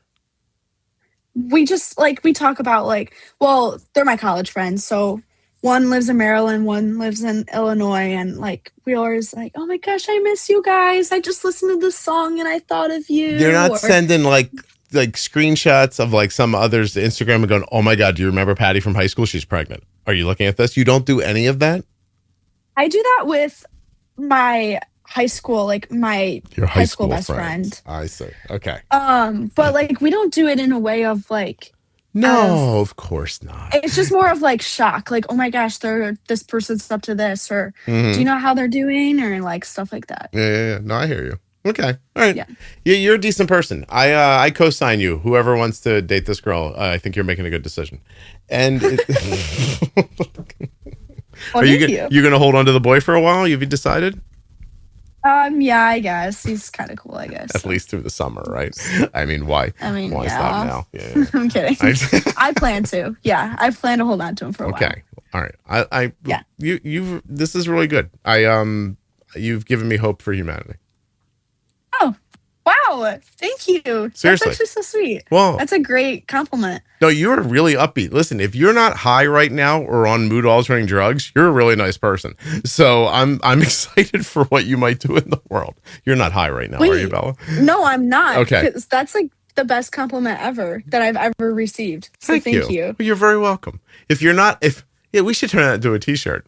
If you're not high or on mood altering or other mood altering drugs, you're the nicest person I've ever met. You really are. You're a sweet kid and you're smart and thoughtful and you didn't trip up one time. I've talked to people your age before who sound like they have a head injury. So like you're really doing great. Great. Get out in the world and kill it, Bella. Go for it. May I? One last thing. I will. Trust yourself. Yeah. Trust yourself. Okay. Do that, okay? Don't second guess yourself. You are a smart, thoughtful person. Go with your gut. Okay. All right? And when you're in the working world, believe in yourself. Believe that you deserve more. Work hard, do a good job, but when it's time to move up, don't find reasons why other people are more valuable than you. Highlight why you're valuable and push forward, okay? I could give you other good girl dad information if you want, but you have a dad. He'll probably tell you this stuff. Yeah. No, that was great though. Oh, no worry. I think it's more meaningful coming from someone that, you has a podcast. I hear what you're saying. Yeah. Yeah, no, for sure. Someone that's been in like an Omnipod commercial. I feel like your advice has a good tan. My dad's older. He's not tan at all. Why would I listen to him? Plus, you've seen your dad in his underwear, and it's not impressive. And so you don't take him as seriously. You know what I mean? Yeah. No. Yeah. Mm-hmm. Yeah. No, but seriously, I am married to a smart girl, and I know what you can do, and I know what happens sometimes, and boys can also, there's this thing where boys can overvalue themselves and girls can undervalue themselves. So I think it's pretty well documented that a girl who is qualified may not step up in the same situation where an unqualified boy will still feel comfortable stepping up. And sometimes they fill the space, and then there's a vacuum and you can't get in. So you have to keep pushing forward. All right? And seriously, don't doubt yourself. Please. All right. I believe you're going to listen to me. Finally. No. My own kids don't listen to me, but I feel like you're going to. No, I will. If you have a very successful life and anything I've said is valuable, will you consider naming a baby after me one day? Oh, I don't know. Sky? That's a shitty name. I know. All right. It's all right. It's too white for me. I'm sorry. I don't know. It doesn't sound like it. Sounds like you're... As my name is Bella. Bella. Like... Right. Is it Isabella? Yeah, it is. It is, right? Do you not like Isabella? No, I love my name. Okay. I think it's just very white. Like if you looked at me and then was like to guess my name, you would be like, yeah. No, I know. I said to some lady the other day, let me find this email. I said it on the recording. I said, I want you to know that you said more Caucasian things than I've ever heard in my life in 1 hour. Oh. And I think she was worried afterwards, but I got an email from her because I asked her to see if her kid wanted to come on. And she emails me and says, hi, blah, blah, this is blah, blah, blah. The very white lady that you interviewed from the other day. And I was like, yeah, I remember you. Wait, so are you not, like, what's your background? I'm adopted, so I'm whatever I want to be. Hold on a second. Hey Scott, we spoke recently. Remember me, the anxious mom who only does white person sports. Haha. Anyway. I think she played pickleball or something. I was like, what is happening? Oh, yeah. I love pickleball. See? I'm not beating the stereotype. You're not getting out of it with that statement. I am adopted, Bella. I don't know what my background is, but I did do the 23andMe thing. And if you can believe that, I am mostly Italian. You know what? Mm-hmm. That tracks. Does it? Why? Tell me. Well, just based on the picture that I've been looking at for the past hour and a half. I look Italian? I think you could. I live in an area with all Italians. Are you staring at that picture the whole? You're staring at my headshot. Well, don't do that. Put something else. I'm not. I've been like open a website or something. I don't know. It's right there. Don't look at me. I don't know. It's ridiculous. It's funny when I was my whole life, I didn't know about this till this 23andMe thing, and mostly people thought I was Greek, and yeah, I could see that too. Yeah, there was sort of that. And then that didn't end up being right. Most of my Jewish friends were very disappointed that I didn't have a background similar to theirs, because they thought for sure, with all the talking and opinions, I think that I was definitely going to come from their part of the world, but I didn't. Mm-hmm. And then it turns out I'm just mostly Italian. So if you saw my son, I think it tracks more. My son's got like a lot of dark hair, like, grows like a nice thick beard, like that kind of stuff. Mm-hmm. I can't grow a beard to save my life. No, I see. I think for you, it's the nose. You have the Italian nose. Really? That's great. So I have no context for that because I didn't grow up in a world where I was on a team. Do you know what I mean? Oh, yeah. Yeah. Because I'm adopted, so I've always known I'm adopted. And I don't have a lot of that. You know how people like you even did it today. You're like, well, I have a religious background that I lean on. Like that's a thing your family cultivated probably over generations. Like, right. And people do that with their ethnic background too a lot. And I just don't have any of that. So I kind of got to write myself from a blank page. Interesting, huh? This is one of the things I like most about it's one of the things I like most about being adopted, actually. Yeah. You kind of get you get to decide who you are instead of somebody telling you this is what we do or this is how we feel or this is why we do the thing. This is what we do. You know what I mean? Can I just tell you what I decided in the last 10 minutes? What? I need to interview more younger people. You guys are way better on podcasts than old people are. So definitely more young people will reach out. I hope I am entertaining. Are you kidding me? I had a great time. You can't tell that I'm still 19 in my heart while we're talking? You know what? My mom always tells me that. She's like, mentally, I feel like I'm 23 still. Like, pack it in. Yeah. You say, Mom, your ass says 60, so just shut up, okay? No, I know. It's hard. It's you'll see one day you'll get there, but I don't feel... I agree with your mom. I don't feel any different than I ever have as a younger person. Sitting here right now and talking to you, I'm happy. I feel upbeat. I feel like we had a great conversation. I feel like you and I related to each other. And then I'm going to walk out of here, look in a mirror and realize I'm old. And it's going to be, it'll strike me for a second because I'm going to suddenly look different than I feel. So it's not easy. So, but you know what the alternative is? Dying's the alternative to getting old. So you got to get old. Wow. Yeah, you want to get old. You know what I mean? Like it's of the two choices, the better choice. Yeah. Yeah. All right. Oh yeah, you're right. Oh, of course I am. I'm a podcaster. I'm right about everything. That's how I got the job, boy. Bella. Bella, that's how you get the job. You just have to be confident. Shh. Don't think that you're right about everything. Don't tell people the secret, okay? Keep it to yourself, all right? Or then they're all going to be confident. Then I'm not going to have a podcast anymore.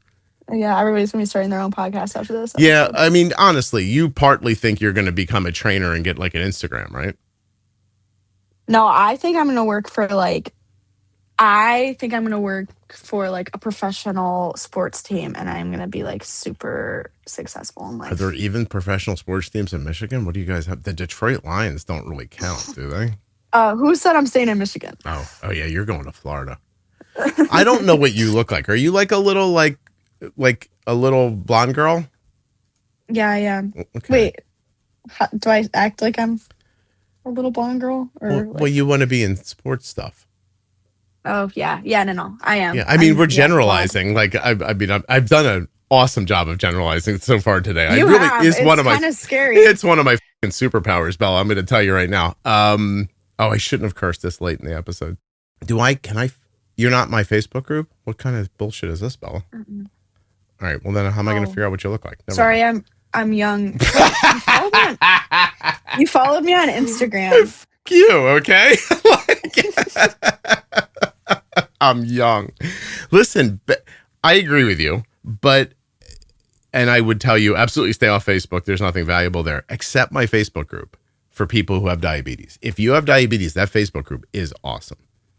And probably the only reason that I actually have Facebook. Because now I realize some of the old people I'm attached to are still posting stuff on Facebook, and they're like mad at me for not seeing it. I'm like, I'm not on Facebook. And then they're like, you're on Facebook all the time. I'm like, not as me. I'm like, as the podcast. Like me personally, I don't go on Facebook for anything. You know what I mean? So you're saying I followed you on Instagram? Yeah. Wait, I thought you did. Maybe you I think I did because you messaged me. No, you did. And I'm old, so I don't know how it works. So I assumed I had to follow you back to like respond to you. Okay, hold on a second. Okay, you gotta tell me if I look like what you were thinking. Yeah, I mean, pretty much. That's you. Yeah, I got you. Okay. Are you the one? See, you girls. All right, hold on. Are you the one in the trees, walking through the trees at the orchard in Maine? Jesus, you are so white. Are you the one on the right in your group of 4 friends in the orchard picture? Yeah, I'm on the very right. How tall is that girl? Emily? Oh, the blonde? Yeah. She's like 6 feet tall, right? No, I think she's wearing heels in that. Oh, thank God. She is pretty tall, though. Okay. All right. Well, yeah. I mean, you look like what I'm expecting. It's good. Don't worry about it. I mean, not that you give a shit what I think, but like, it's, No. Yeah. All right. I see you with your sensor on. Okay, cool. Look at you. Yeah. You're going to be fine. You're making that boy pay, right? For breaking up with you? Every once in a while? You just hit him when he's not looking? Oh, no. I'll like subtly bring it up because people will be like, "Oh, how did you guys meet?" I'm like, "Oh yeah, how did we meet?" You know, like you want to tell them the story. Yeah, I know you just took him back so you could torture him, right? Be honest. Yeah. And so that he can grab me my juice boxes, obviously. Hey boy, grab me that juice. I'm gonna wait 3 years, then break your heart, just so you know. I've got it all written out. I've gotten to a point where it's like he'll bring me a juice box and I'll be like, I don't want that flavor. I'm sorry. I saw my daughter say something really nice about her boyfriend helping her when she's low recently, and I was really touched by it. Like it made me feel good that he helps her with that. Yeah, no, he is great, and he is very understanding. Like there have been times where it's happened when we were out like with a group of his friends, and like he has totally been like, okay, we can leave, like even if he's having a great time, he's like, okay, just let me know if you want to go, like all this stuff, like putting me before. Yeah. And like I think that's like really cool.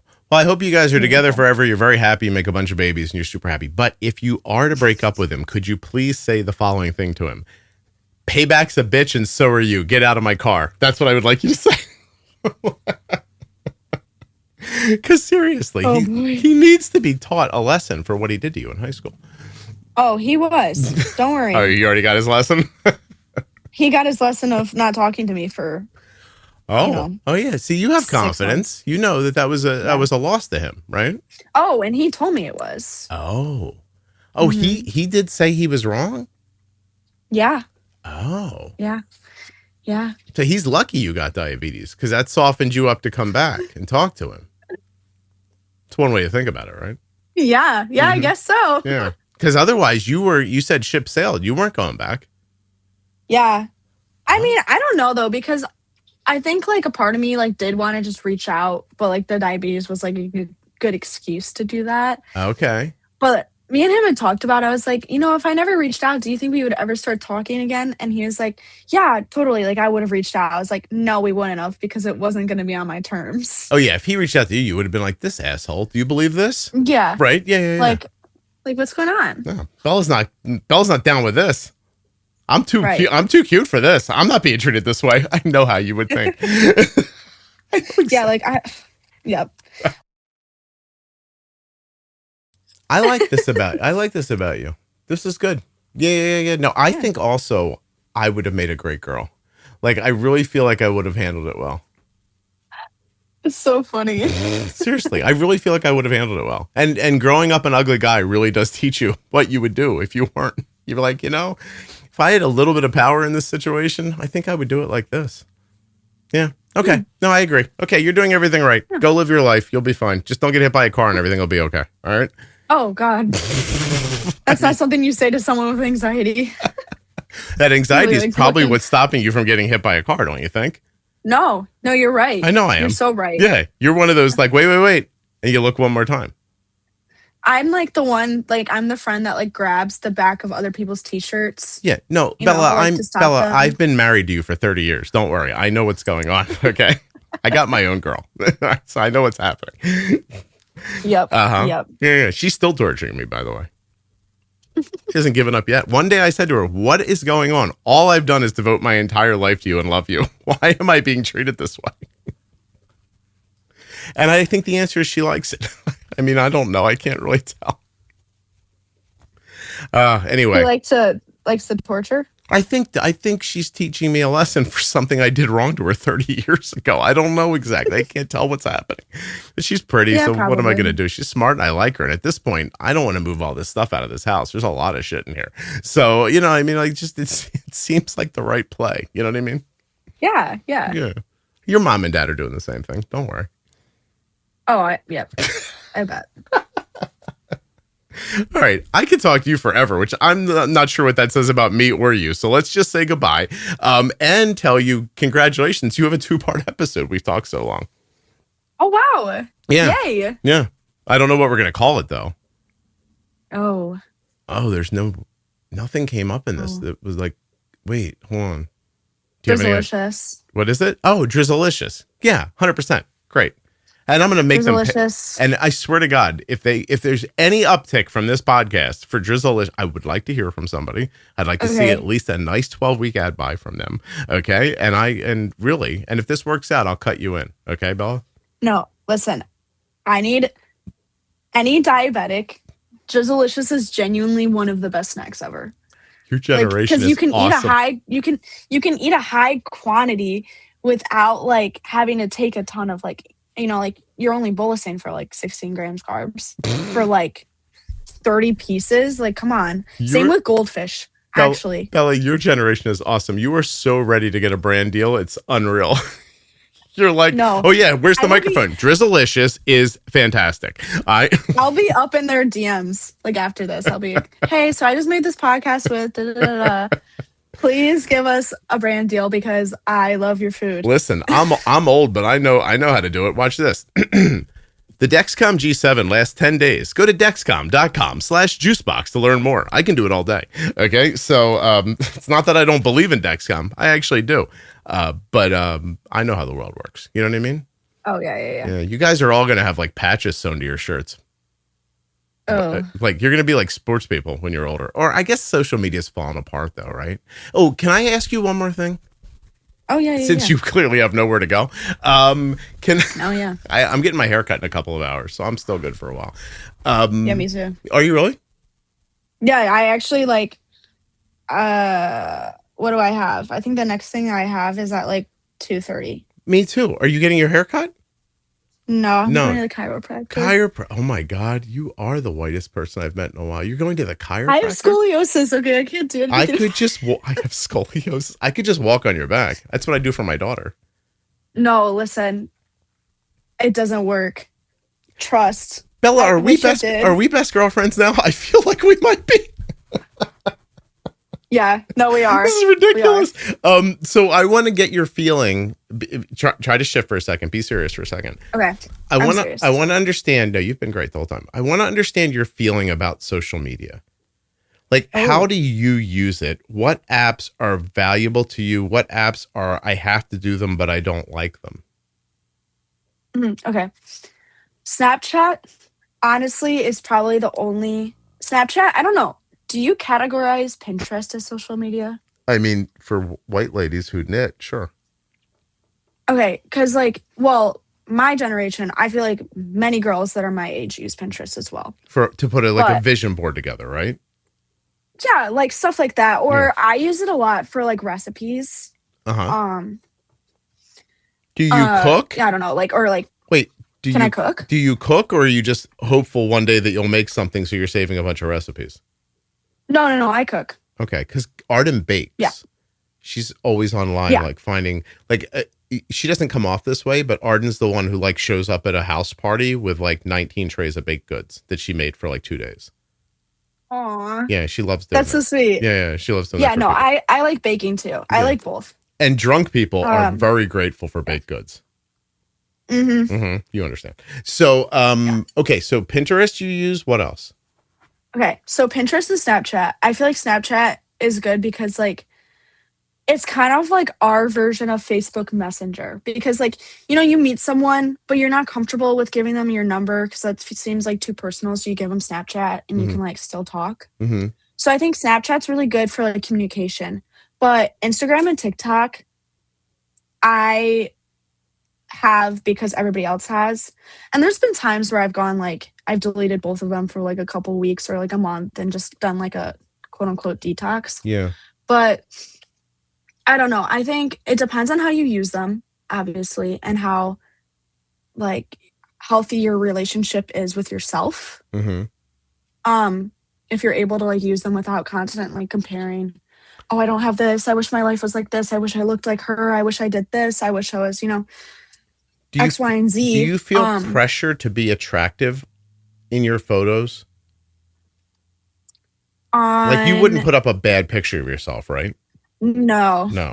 Okay, right. No. And you know how to, if you and I were taking a photo together right now, you'd put your leg in a certain way, you'd turn your hip, you'd put your hand somewhere. It would all happen automatically, right? Right. Yeah. Like subconsciously. Yeah. You know how to turn your head and where to hold your eyes and like the whole thing. Yeah. I see that constantly with people your age. It's like I'm fascinated by like how you just like boom hit a pose.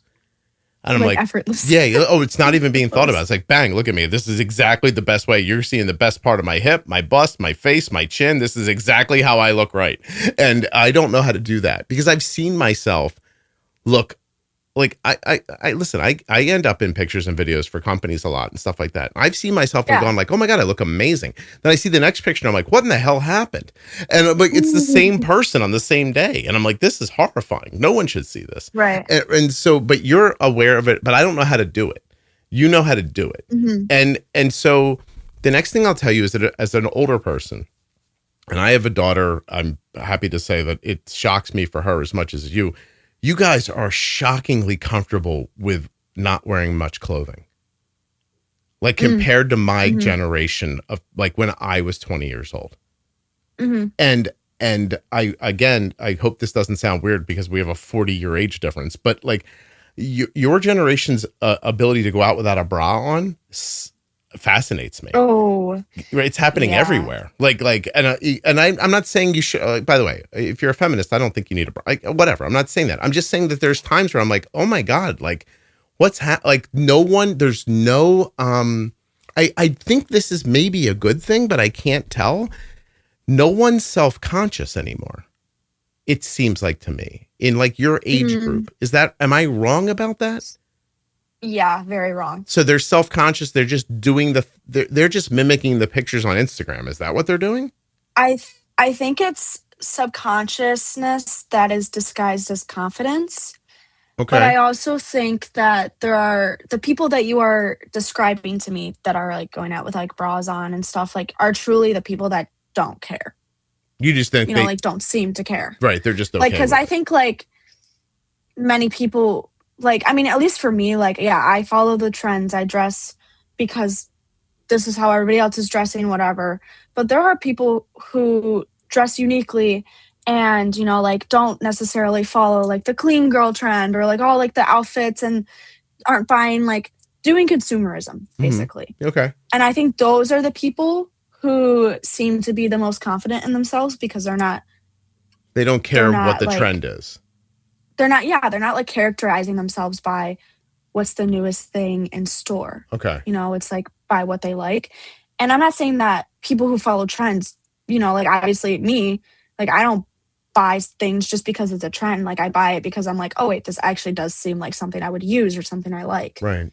But and I don't mean this in like I hope people don't take it that way. I'm really trying to be thoughtful about the world, but I don't mean this in like a creepy old guy way. Like, I mean, even like bathing suits are incredibly small now for girls. Oh, yeah. And you guys are all like, like my daughter's friends are all like this age. Do you know what I mean? And like a lot of times they'll say like, you know, you used to follow me. I'm like, I'm not following you. And I was like, I'm not opening up my Instagram to see you on a beach. Like you're like, like I know we knew each other when you were 10, but like it's weird and I don't want to see it. And like, but you guys are not, you're not covered up at all. And I don't know that you should be or you shouldn't be. Like, I'm not making a judgment. I'm trying to understand because based on how I grew up, like girls would wear one-piece bathing suits at my age. They were one piece. It looked like you were swimming in the Olympics. Do you know what I mean? Everyone went to the beach that way. And now it's like, and then it boils over to like, people are at concerts, they're in clubs, they're out to dinner. The graduation photos this year look like an OnlyFans shoot, some of them. Like, I'm not even kidding. Like, they're girls wearing like low plunging like necklines and like drop backs and pumps. And I'm like, is this your college graduation? It looks like a photo shoot. And and my kid's out there doing a photo shoot she disappeared one day. I'm like, where are you going? She had her cap and gown. She's like, we're doing our pictures. And I was like, what are you talking about? She's like, I got a friend. They're going to photo shoot. I'm meeting my boyfriend. I'm like, oh, okay. Like, anyway, like, but is that for social media? I think it is. Yeah. Like I think it is for social media. And I think a lot of people wouldn't be dressing a specific way if they didn't know that they weren't getting their pictures done and that it would possibly end up for like everyone to see. You you take a picture and you tune it before you put it up? Me? Yeah, you change like No. You don't do that. Okay. I mean, I never change the way that I look in a picture. Like I'll never like Facetune or whatever. But like I'll add like maybe like a filter or something. Okay. But that's more of just to like make the colors in the photo look better. Okay. But not like, And so TikTok is a thing you do because it seems to be people do it, but you've done a cleanse from it. My son stopped using it years ago and he said it made a big difference for him to delete the app. Actually, he was pretty happy about it. Yeah, it helped. I mean, when I get rid of it, it helps me like with my attention. Yeah. More like because it's like I don't want to lay around and scroll. Like if I'm on my phone, like I'll be on TikTok or Instagram. So like when I'm not on them or I don't have them on my phone, like I'm on my phone less because I'm like I get bored. Right. TikTok, I think TikTok's very entertaining, but I think it is very dangerous because it's very, very easy to get addicted to. What's entertaining, the video or the comments? Oh my gosh. It's the comments, right? You're there for the comments. Yeah, probably the comments. Yeah. Because you see a video and you're like, oh my gosh, what are other people saying? Yeah. No. 100%. Totally It's the comments. Yeah. It's some sort of weird socialization without actually being around people. What I'll tell you as a person who makes a podcast is that I am forced to be in a world where I also make social media for the podcast. I don't know that it's helpful or not helpful. There's part of me that thinks that if I shut down all my social media accounts, it wouldn't matter. And there's part of me that thinks that, you know, if I catch 5-10 new people a day, that's good for me. So, it doesn't have to be like, there is no more viral. Like that doesn't, you're not even old enough to really remember what viral used to mean. But like I used to be able to write. I used to write a blog post that could hit 50,000 people in a couple hours. And like, that just doesn't happen anymore. Stuff doesn't work that way anymore. But when I look at Reels, for example, an Instagram post, TikTok, I actually think it's all noise.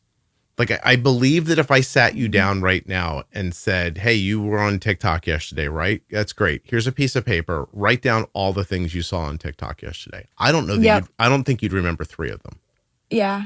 And no, there's always like things on there that are like, do you even remember what like was last like your 3 scrolls up? And I was like, no, I have no idea. Yeah, right. Yeah. I tell this story all the time, but I opened up TikTok one time and there's this girl, like she's dancing, but she's got really curly, bouncy hair. And I got like transfixed by her hair bouncing for a half a second. And I must have looked at it, I'm not lying to you, for 10 or 20 seconds. And she just had really curly hair. And it was like a bouncy song. And I guess the song caught me for a second, but her hair was bouncing. And I thought, oh my God, her hair is really bouncy. And then I scrolled on. That goddamn app showed me a picture of that girl dancing every time I opened it for 6 months. And it wouldn't, and I was only there to put stuff up on my diabetes page. I still don't know how I ever saw it. I promise you I don't know how I ever saw it.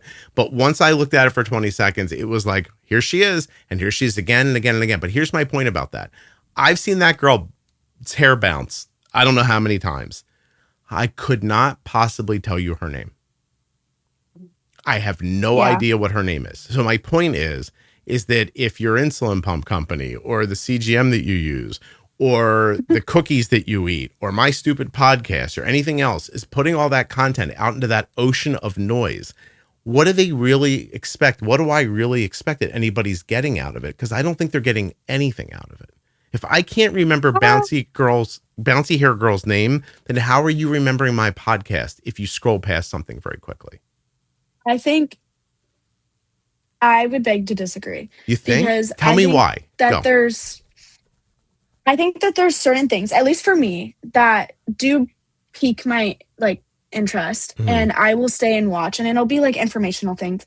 Or like, honestly, I have learned more about diabetes on social media than I have through doctors, nutritionists, endocrinologists, anything. Oh, for sure. Yeah. Like, and I think that like certain brands putting stuff out there, it's all strategic, right? Like it's all by, do you want to do brand deals? Do you want to do it through people that people actually do watch and like take their opinions from and stuff?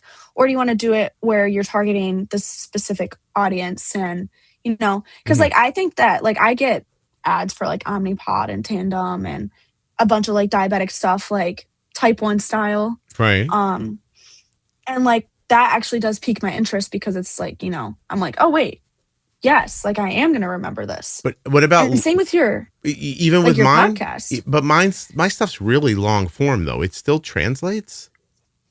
I think it still translates because it has to do with what I'm dealing with. Okay.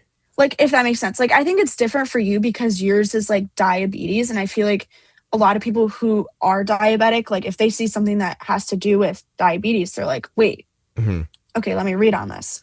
I would say most people, you know, who care about managing their diabetes. Like, should I be trying to make 30-second content about stuff? Would that drag you back to a 30-minute podcast episode about how to bolus for oatmeal, for example? Or should I not be worried about that? Will you find it on your own if you want it? I think the way that you're doing it is good. I'm okay the way I am. Because I think what makes yours stand out is that it isn't like all that every other. Because I see. Can I tell you a secret, Bella? I see other people doing that, and I think no one's looking at this. And then that's my vibe when I see it. Like I look at it and I go, no one's looking at this. And then I scroll a little more to be nosy, and I look at the view count and I go, oh, no one's looking at this. And it's well produced in a lit room with backdrops. And I'm like, you did all that for 45 views? Like, why not just open your window and scream out the window? Like, you might reach the same amount of people. Also, I have access to creator information. Here, I'll give you an example here. Hold on a second. Okay. Here, while you're doing that, I'm going to open the door for my dogs to come in our room. Let them inside. Why not? All right, guys. I know where they are. I am going to share with you something that's probably something people don't talk about. So I have an Instagram reel here that I made. It has been shared 320 times. reshared 49 times. It has 1,000 hearts and 24 comments. The view insights that I get to see say that it was viewed 229,000 times. Okay. Wow. That sounds pretty good, right? Mm-hmm. Of that 229,000 views, it only reached 17,500 actual accounts. Hold on. It got me 95 new follows, but the average watch time was 8 seconds. Wow. And so, and this is a really good piece of social media for me, not just for me, for anybody. Anybody out there listening, you can say what you want. You'd kill to have a reel that does this well. Okay. And I'm talking about people in the diabetes space. You would kill for a reel to do this well. But what they're going to tell you is, oh my God, my reel got 228,000 views. What I'm going to tell you is that's not really what happened. What I'm going to tell you is that means that when your reel gets 6,000 or 5,000 or 3,000, basically no one saw it. And the amount of effort that goes into this stuff is it's insane. Like the amount of effort I put. I mean, this is a really honestly. I'm sorry, it's got music on it. I didn't realize. It says not all carbs are created equal. 10 grams of carbs doesn't always equal 10 grams of carbs. Here's why. It gives you a little breakdown: broccoli, mashed potatoes, white bread, basmati rice, lollipop, all with 10 carbs. But then it shows you one has a small rise, one has a delayed rise, one has a faster rise, a moderate rise, like this kind of thing. What changes the impact? Fat, protein, fiber. It's a great, listen, obviously it resonated with people. They shared it hundreds and hundreds of times, right? And Instagram decided to show it to more people. That's how it got up into the hundreds of thousands of views. But I don't know, like it took a long time to do this. Like, so my point is like, I don't know if that's valuable or not. Like, I mean, should I, like, is it worth it? Yeah. Is it worth my time? I could have just made another episode. Like a lot of people listen to the podcast. I could have just made another conversation and put it up. I would have reached a lot of people too. So it's, and then I make something that I really like that I think, oh my God, this would be great for somebody. But then none of the platforms don't support my idea. So this is going to sound, if this sounds, I'm going to run this past you because you're the exact right person to ask. Okay. Okay. I am old, but I grew up with computers. Yeah. So I know that's a weird thing for somebody who's 19 to hear, but like I bought my first computer when I was 12. It worked so poorly that I returned it because it wasn't a valuable thing in the world yet. A couple of years later, a company named Commodore made a computer. I bought that computer. That's where gaming started. But an actual PC that you could do something with, I had to go to when I was 19, 20, I was like 20, 21 years old because Kelly was in college. And I had to go to a computer like fair to buy pieces to put a PC together. Okay. My first computer cost like $3,500. It didn't do anything. The internet was not really a thing yet. It was just email. So I've had computers for a long time and I've seen the promise of them. And the craziest thing has happened. They now work exactly the way I hoped they would when I was younger. And everybody thinks it's shitty now. And what do I mean by that? The computers? Technology. They go, oh, that's slop. Or that's like what I can sit down at a prompt and type into a prompt. I mean, that thing I just read you, that's a small sips episode. I took a small sips episode from this podcast. I fed it into a large language model. And I said, there's a lot of good information in here. I want to encapsulate it in one image. And it gave me a long prompt that I fed into another model that turned it into that picture. And then there are people who look at it and go, oh, you used AI. And I'm like, no, I used a computer to do an amazing thing. Like computers have been promising us they were going to do for 40 years. And now they finally do it. And now you're mad at it. And so anyway, this is my next thought.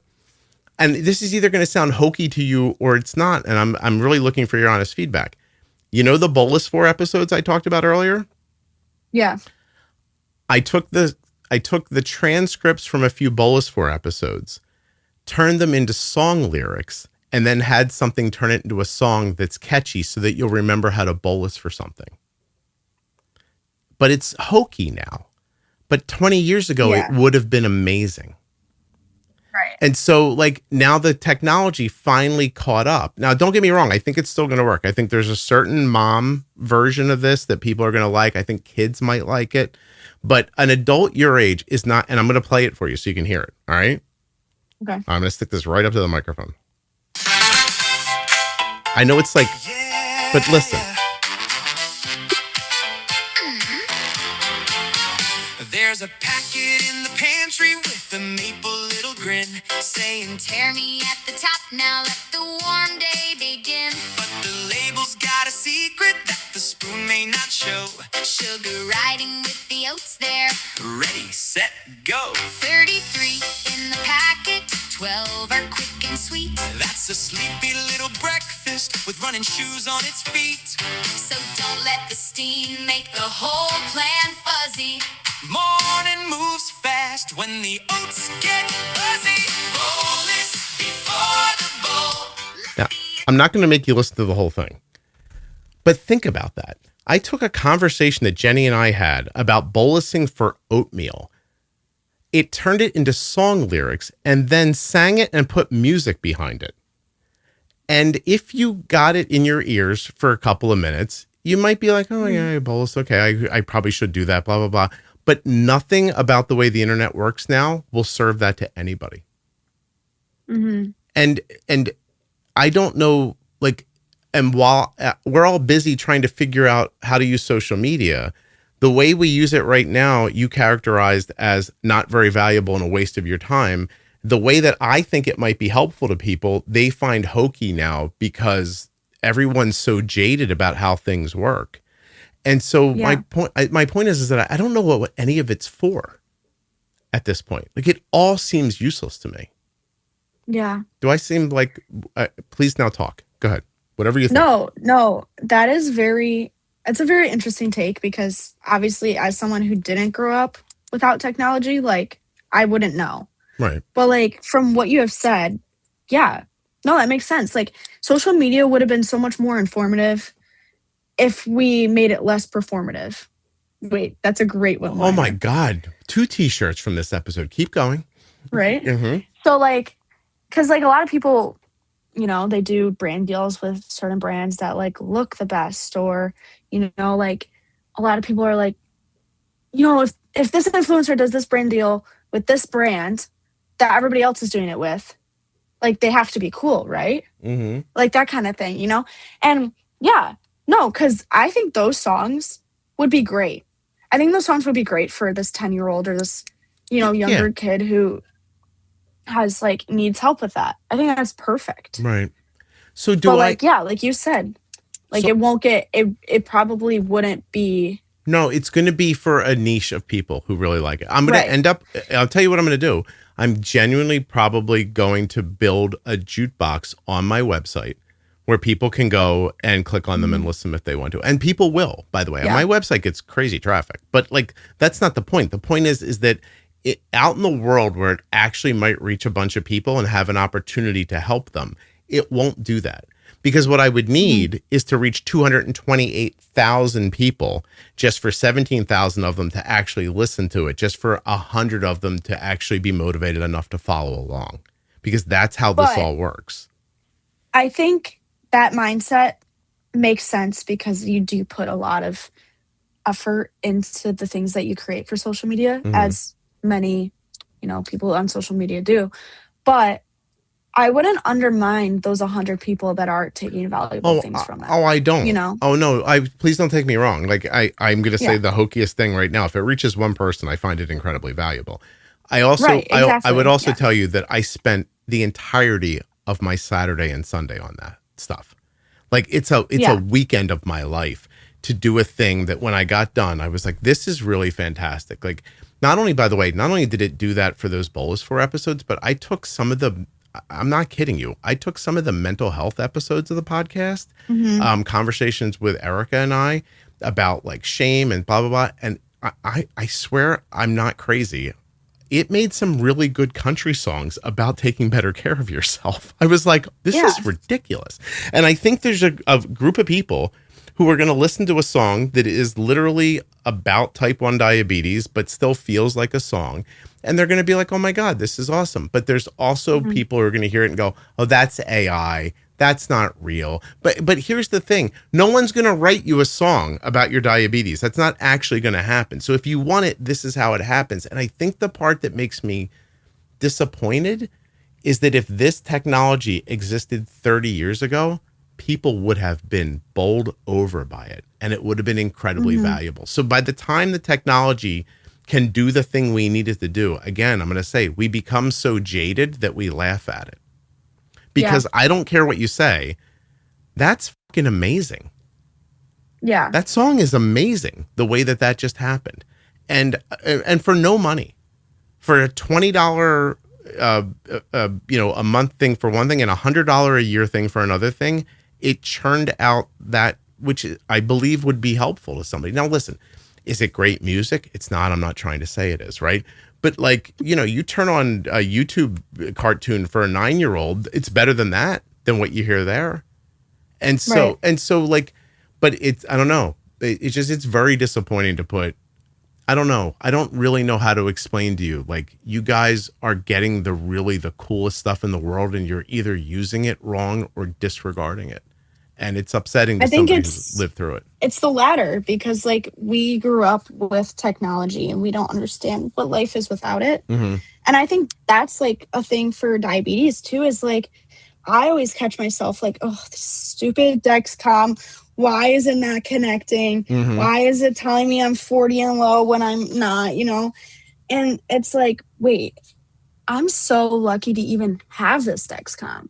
I'm so lucky to even have this pump and have this insulin and stuff that I can just, pretty much be like, I guess you could say like hands off, like I'm not injecting myself, Yeah, but it's hard to remember that. I'm not constantly pricking my finger. Yeah, I'd also like to give you some grace back, because it's also hard to remember that in the moment. But you could still, there's episodes of this podcast, you could listen to people who used to have to boil their needles to clean them. Or pee on a test strip to see what their blood sugar was 3 hours ago, which wasn't helpful to them. Or by the way, I interviewed a woman yesterday from Zimbabwe, whose son just got diagnosed 2 years ago, and they put him on NPH insulin. So you're lucky. You know what I mean? Yeah. So you're lucky, but how do you know you're lucky when you're born in the middle of it? Like you're 19 at a time where we're catching rockets with giant metal scissors. Is that even I don't even know if that's a reference that gets to you. But like, no. Yeah, SpaceX is shooting rockets into the sky, bringing them back to the ground and catching them with giant metal, like scissors. I don't know another way to say it. There's these two metal arms that come out while the rocket comes back down and lands back to where it started and is now reusable. That's insane. You have to have a friend with a Tesla, right? Have you been in a self-driving? Have you been in a self-driving car yet? No. Oh, try it. It's amazing. Okay, like I'm scared. Oh no, don't be scared. It's amazing. I'm telling you. Okay, but when you grow up in a world where you can get in a car in a parking lot and literally hold down a button and go, here's what you can do at this point now, because I was just in one and saw it the other day. So now they have AI built into them. You push a button, this little bot pops up. Call it whatever you want. Couldn't possibly care less. And you say, hey, I think there's a Burger King a few miles from here. I've been to it before. I can't really remember. And it comes back and it goes, oh yeah, there's a Burger King at blah, blah, blah, blah, blah. And you go, cool. Can we go to that? I'd like to go to that. And it goes, sure. And then it's in your nav. And then he pushed, we didn't go to Burger King, but this is the point I'm making. Then he reached out, pushed a button on an iPad in his car, basically. And then without touching the pedals or the steering wheel, it drove us there and parked the car at the place. That was crazy. That was it. Stoplights, left turns, right turns, everything you think that it doesn't do, it does. And when you say it out loud, people go, I don't want my car to drive itself. Are you out of your mind? Like, this is look what we have done. And everybody acts like it's stupid. And listen, I know AI uses a bunch of electricity and it shouldn't, and we got to fix all that. And I'm not saying anything about all that. Yeah. Right? I hear you. I'm with you. It's going to put people out of work. I'm there. But I'm a creator. I make a thing completely by myself. I don't have a huge budget. I can sit down at a prompt, write something out, and get something back that looks like a goddamn photograph in 30 seconds. And that wasn't true a year and a half ago. That is true. AI is so new. It's crazy to think about. Yeah. How fast it's moving, or how you're going to, how about the lady yesterday from Zimbabwe? Again, lovely woman, by the way. Hope you check the episode out when it comes out. Talking about, let me find this for you. You now have the longest 2-part episode ever. And we're getting to the point now where the editor is like, you got to stop, Scott. But Rob, I'm having a good time. We're just going to do it on this one. Okay, buddy? I don't know the first thing about Zimbabwe. I just want to be pretty clear about that. Okay. And she's talking about that they gave her kid MPH and a fast-acting insulin and nothing else. They didn't even tell her what to do with it. Like, she had to figure the whole thing out by herself. That's how a lady from Zimbabwe finds the Juicebox podcast made in New Jersey. Okay. So she's talking about how some of the meals are difficult because nothing's packaged. So there's not a lot of not a lot of carb counts to go off of and stuff like that. So while she's talking, I go to one of at this point, I have Gemini, ChatGPT, and Claude. I like Claude for one thing. I like ChatGPT for another. I'm starting to not like Gemini much, if I'm being honest. And all I said was list 5 common meals in Zimbabwe. It gave me 5. I picked number 1 while she was talking and said to it, can you give me a nutritional breakdown for sadza? I need fat, protein, and carbs. So anyway, it's off to the side, and she and I are chatting, and eventually we get back to it. And I say, hey, do you eat sadza? She goes, oh, I love sadza. We eat it all the time. I'm like, oh, cool. By the way, thick maize meal porridge, usually eaten with meat, vegetables, beans, gravy, or sour milk. Who knew? Okay. And then she started talking about, how difficult it is to bolus for. And I said, well, how many carbs do you think's in it? She's like, I don't really know. And I said, oh, well, the internet says that 100 grams cooked with 20 to 45 carbs has 2 to 5 grams of fat or protein in it and less than a gram of fat. So a medium serving would be about this many carbs. Then she thought about how much insulin she was giving her son for it. But her son also has an A1C in like the 8s or the 9s. So she's probably not using enough insulin, but she doesn't know yet. She's still figuring it out, right? So then I said, well, what's your son's insulin to carb ratio? She doesn't know that. So then I opened up my website and I went to a settings page that I made with AI, by the way, and helped her figure out what her kid's settings should be. Mm-hmm. And then as we're talking, she goes, I use ChatGPT for everything. Why did I not think to use it for this? And I was like, I don't know, but you can. And she's, and by the time we got done, she was like, lifted up. She was like, oh my God, this is amazing. I guarantee, because the lady's putting a ton of effort in, I guarantee that kid gets an A1C in the 6s next time she checks. Like, because she just she just didn't know enough about the food to impact it. That was it. I think that's like a huge thing though. Like with chronic illnesses is that there's so much like people are so misinformed. No, of course. And even people who have it, like me, example, like I left the hospital and I did not know how to carb count at all. They gave me like a pamphlet. I didn't know about fat or protein or fiber. I didn't know about any of that. I learned that through your podcast. Right. No, I know. Like, I put up a review the other day, which by the way, no one will read, but that's fine. Where the reviewer says like, I mean, honestly, we're talking for really, I do feel like we're girlfriends now. I just want to say that. I'm going to tell my daughter about this later and she's going to be like, you are so embarrassing. Invaluable. I don't care how corny it sounds. Juicebox Podcast literally saved my sanity and my son's health. Our medical team provided no additional information besides basic brochures about type 1. I had to take the initiative to join a Facebook group and started listening to this podcast. I have never listened to any podcast before, but thankfully learned about Juicebox Podcast pretty early on. I can't say enough good things about all the information I have learned here. The Bowl Beginning series was the perfect starting point, blah, blah, blah, blah, blah. And then I'm going to put out content to try to reach people with that. And the first comment underneath of it's going to be like, stop using AI. And I'm going to want to come to your house and murder you because the lady in Zimbabwe needs help. So shut up. Because I want to, I'm not upset, Bella.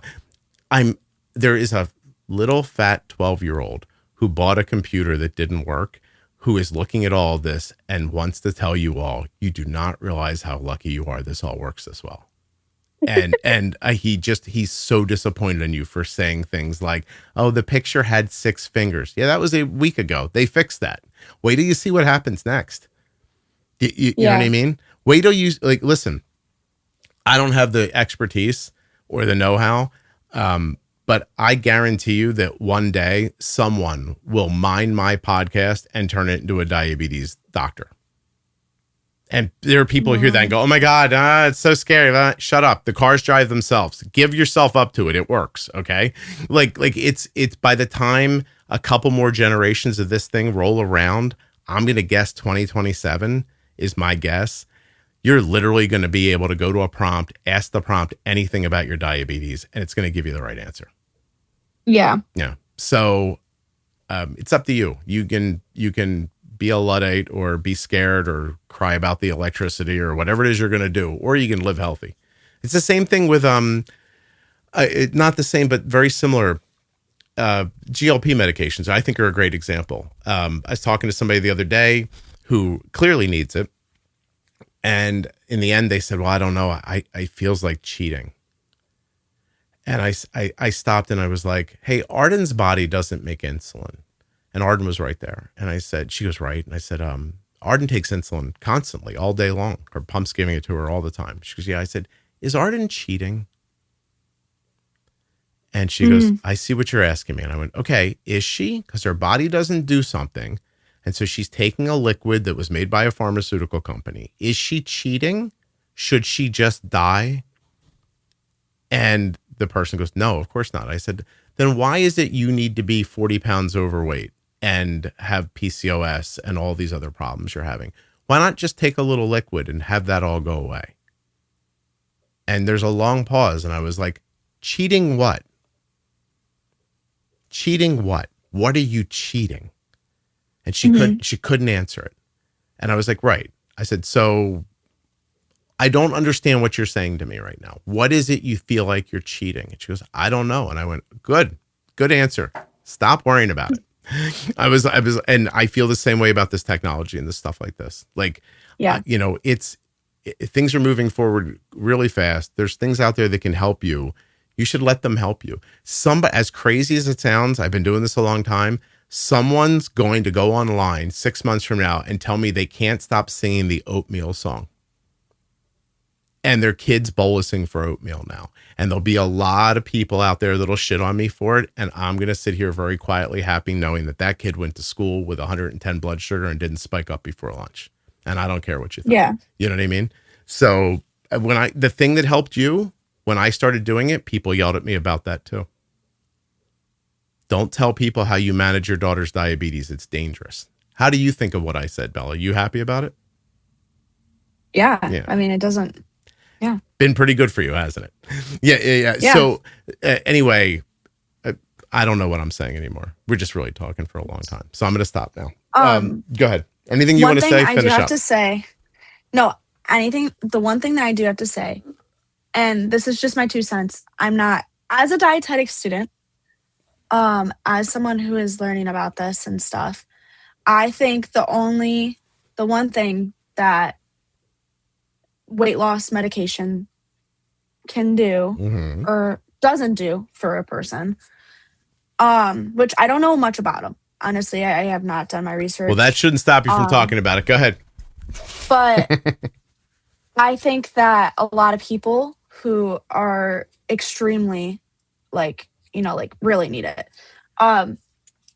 they take it and then they don't learn the healthy habits to actually help your body. They'll do it, but don't change their lifestyle.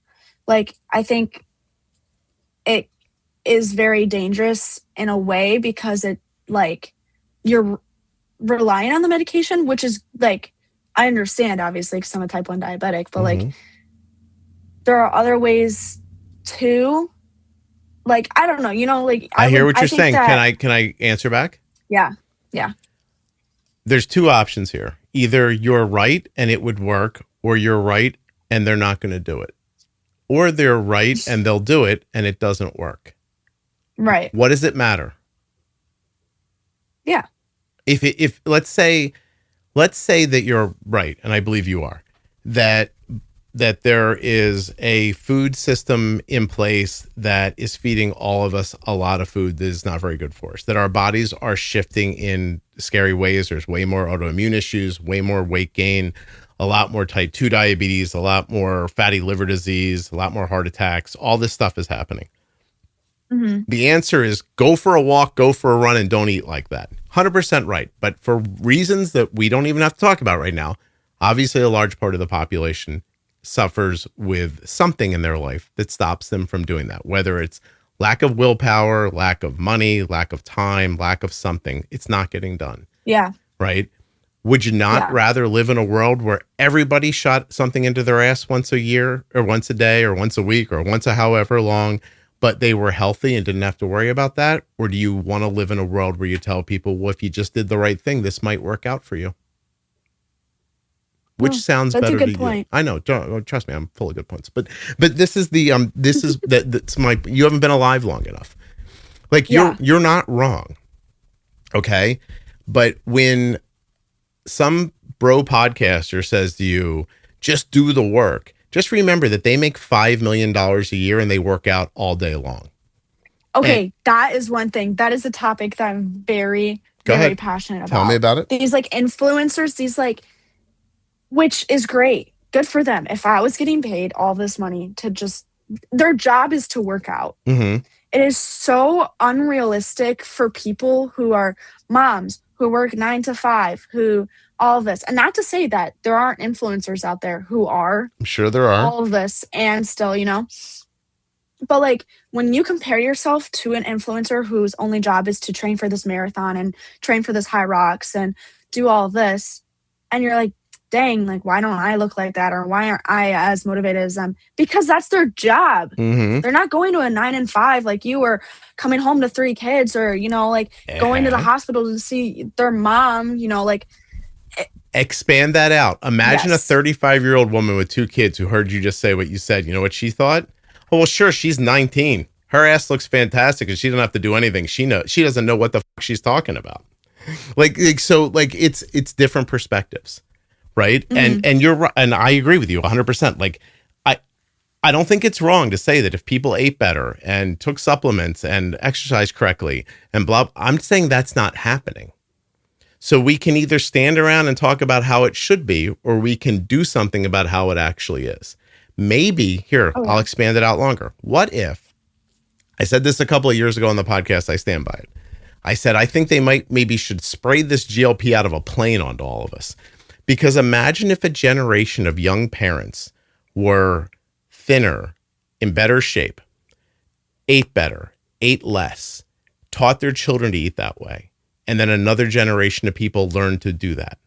Isn't it not possible that by the time that those people's kids had kids, that all of this would be fixed? Because right now... That's the thing, though. Would they want to fix it because it's such a they probably popular industry? Well, It's money making, if right? people didn't sell that food for 2 generations, then most of this money wouldn't get made through food anymore. So the way we got here, which is slow. See, you know what? You don't know. Here, I'll give it to you in one simple idea. Okay. In 1976, when I was 5 years old, in my refrigerator was always a 1-gallon Tupperware container. And it was always full of juice or lemonade. And that juice or lemonade was made by these powder that my mom would put 8 scoops of into the thing, mix up with a little bit of hot water till it dissolved, then filled it up with some cold water, threw some ice in it. And that's what we drank. And we drank gallons and gallons and gallons of that every week, of sugar water. My mom had no idea it wasn't good for us. Because on the front of it, it said made with real fruit juice. Right. And when I was hungry, my mom would take 2 pieces of Wonder Bread, slop 2 tablespoons of butter on it, throw in 6 pieces of Velveeta cheese, melt it in a pan, and give it to me and tell me, here, it's lunch. Mom, can I have something with it? Sure, here's some potato chips. My mom didn't think anything of that. She didn't think she was making me fat. She was. Mm-hmm. She didn't think she was teaching my body to crave carbs and sugar. She was. So she didn't know what was happening. Because she came out of a generation where all food was good food. And then their lives got faster. So then all food got easier and more processed. but they didn't think of it as easy. They didn't think of it as process. They thought of it as easier. Oh, my life is quicker than my mom's was. I work, my mom didn't work. I don't have time to cook. I'll use this hungry man meal to feed everybody tonight. Right? It's got Salisbury steak in it. You ever had Salisbury steak? You should have one time. It's not very good. It has whipped potatoes in it. Does it? You ever see a frozen dinner? You should look hard at it. We used to get them once a week. We also used to get macaroni and cheese and grilled cheese and all this crappy food, and we would wash it down with sugar water. And that's a whole generation of my mom who, if you look back at her pictures when she was younger, was thin and in shape until she got older and the 70s came and the processed food came, and then she gained weight, and then she made us fat, and then I had kids, and I was on my way to making them fat before I stopped myself and said, oh my God, I don't know the first thing about food. I've talked about it on the podcast before. I eventually, as a young person, as a young father, would just follow fit people around the grocery store to see what they were buying, because I didn't even know how to buy food that wasn't going to make me fat. Right. And so do you think that the main issue is the lack of education? Yeah, of course. But it's not that easy to educate. Educating people doesn't make them change. Time makes them change. Right. Yeah. Right. Time and but like you learn the same way you get parented by it's modeling. You do what you see happen. You think you have free will. You are just doing the thing that your parents did in front of you. That's all. I'm going to guess your parents are decent people, and that's why you're a decent person. And you're just modeling what you see with them. And so, like, you model the way they eat, you model the way they are, the way they act, blah, blah, blah. You will probably do it slightly different than them because the world around you will change, and you will model that, and you will have kids, and they will copy you. And that's how eating works too. And so you can't, so listen, here's a great example using you. If I walked up to you right now, let's say I got a card in the mail from the leader of the universe. It turns out there's no God, Bella. Okay. And I can prove it. I come to you and I go, Bella, hey, I need to educate you. You said you're religious, but there's no God. Why don't you just stop thinking what you think right now? You won't do that. Okay. And it's the same with the eating or with technology or whatever else. We are not as autonomous as you think we are. We are programmed to do something, and we are doing it. And so I think that a problem this big, like food insecurity, processed food, lack of money to buy good food, lack of knowledge about how to cook it, lack of time of how to cook it, lack of desire to cook it in a world where somebody will bring you boba tea in their car if you pick up an app on your phone, right? And I know you laugh because you've had some poor man bring you boba tea at your house, okay? And so I know when that's the world you live in, just telling somebody to go for a run isn't going to fix it. So maybe we've made it so bad now that these medications, these peptides, are the only thing that's going to fix it. And my point is that if you spread it on everybody, not that you can force it on people, but if you were made it available to the general public at cost, I think you would lower healthcare costs. I think you would lower companies' abilities to make profits off of processed food. And I think in a couple of generations, it would be a different place. And I think that's what's going to happen. It's going to happen because of capitalism, right? Because the pharma companies are going to want to make their money off of this. They're going to. Right. I heard a guy the other day, I don't know if he's an economist or not, and he said, you're all excited about AI. You should be excited about GLP-1s. He's like, that's what's going to change the economy in the world. And then he said, I think that the government should make them free to households that make under $60,000 a year who need it. And that'll fix the healthcare system. And when he said that, I thought, I said that shit 3 years ago on my podcast. And I was like, damn it. And I wonder if anybody heard it when I said it. And I feel like I was ahead of the curve on that. And I also think this is a pretty reasonable, well thought out person. And it's not going to happen for good reasons. You don't understand because you're young about how the world works. It's going to happen for money. Because people that part, Yeah. So it'll happen. You eventually will know fewer people who aren't on a GLP medication than who are. Mm-hmm. And I think that'll happen in the next 5 years. And then we're going to see. Wow. We're going to see if your kid grows up with a better idea of food or not. I'm not telling you it's all right. I'm not saying this is how it all should have worked out. I'm just telling you, I think this is how it's going. So, Right. you know what I mean? Like, I'm not making a value judgment about it. I'm just saying this is it. Very often, nothing goes the way it's supposed to. That's true. Something starts. And earlier, I did not come across as, or I did not mean to come across as like. You didn't. Don't worry. The fact that, yeah. You didn't. Because I do understand, like, I think it is very unfair that the lower or the cheaper food is the food that is what is making you. It's what it is. Hospital bills. Right. It's exactly. Listen, it's not because everybody would love a steak from 1950. I don't think one exists anymore. And you know what I mean? But Jesus, and people with type 1 diabetes are even more disadvantaged because you don't have that thing anymore that tells you you're not hungry to the same degree. By the way, your pancreas does other stuff besides make insulin.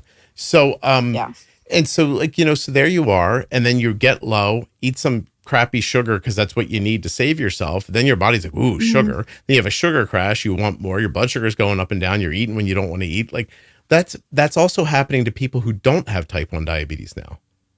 Right there. And that's why you see so many people wearing CGMs who don't have diabetes to track their blood sugar because their blood sugars are spiking. And when your blood sugar spikes, your insulin dumps and then you're hungry again. And insulin helps, you know, is part of the reason that's why I, who don't have type 1 diabetes, lose weight on a GLP medication because it's slowing down my digestion.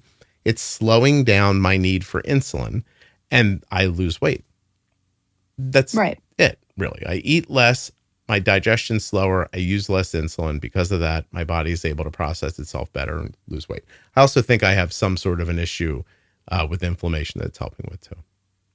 But not the point. Point being, I think it's magic. And I think we're just in the beginning of it. And some people get it who have used it. The people who haven't used it say you're cheating. And 5 years from now, I think everybody will be on board. And I'll be the one running around saying, I was fucking telling you that, and you weren't listening to me, and you made fun of me. Because That's right. 3 years ago, I started talking about GLPs on here, and I got a lot of crap online for it. But I was like, I saw what I saw, and I was like, trust me, this is going to be something. Like, for real. It's going to help people in ways you don't even understand yet. And now it's happening.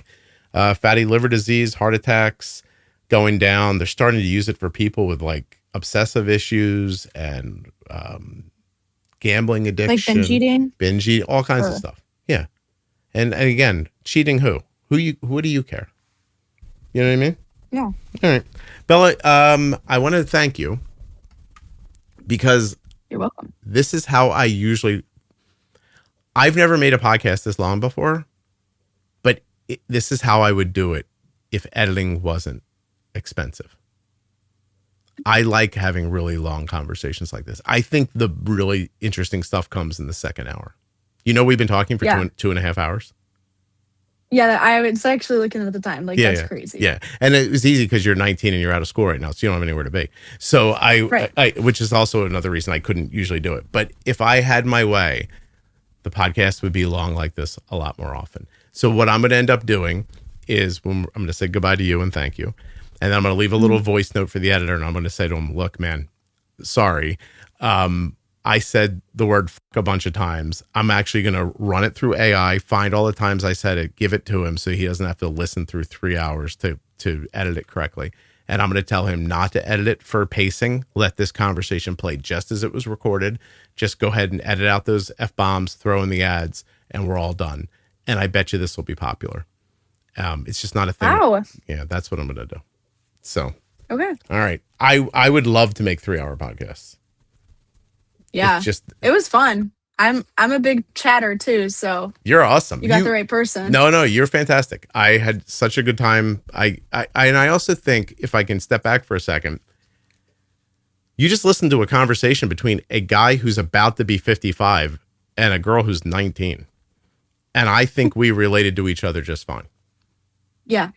Right? Because we have something in common, and I just think that there's an opportunity to talk to people, all different ages, all different backgrounds, and some pretty interesting stuff can come out of it. You learned something, I learned something, I complained a little, you complained a little. I think it's a good thing. So we'll see what happens. See if I'm right. Yeah. See what people say to me. Bella, you are fantastic. I'm going to use your title. What did you delicious? No, now I'm going to use the other thing you said. Well, I'm going to use that. What did you say? What was your social t-shirt? Social media would be more informative if it became less performative. Informative, not performative. That's what this episode's called. And by the way, it's going out in one solid episode, 2.5 hours long. Informative, not performative.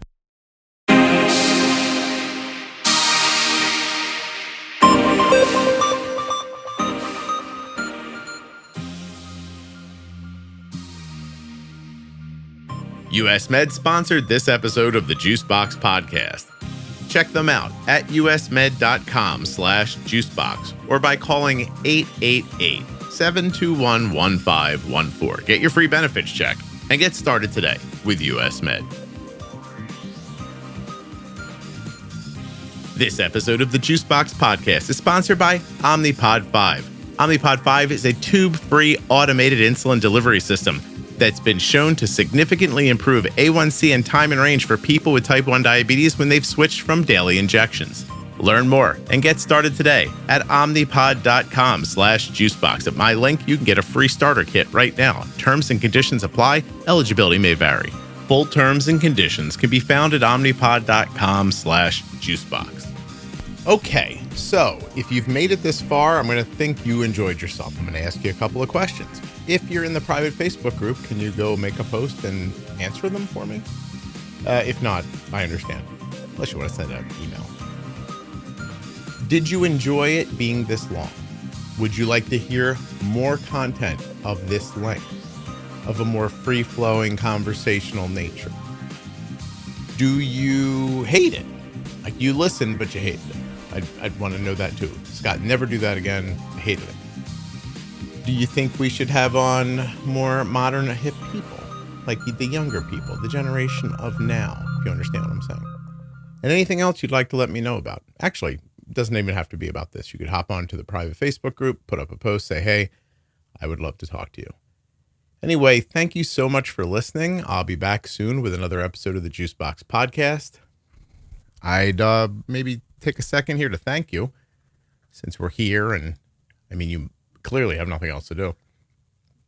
Anyway, that's not a judgment. I just really appreciate listening to this. We just did some numbers. And by we, I mean me, recently about the podcast. And I was wondering if you'd be interested. The podcast has at one time or another been number one in 58 countries. It's been progress. It's been in production. I'm not editing that out in case you're wondering. It's been in production for 12 years. This is the 12th season. We've never taken a season off. There has been an episode every week since January 2015. You are listening, I think, to episode 19. Let me take a look. Yeah, 1901. That's pretty crazy. And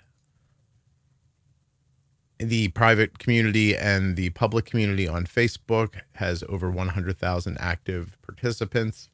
The podcast has been downloaded well over 21, almost 22 million times.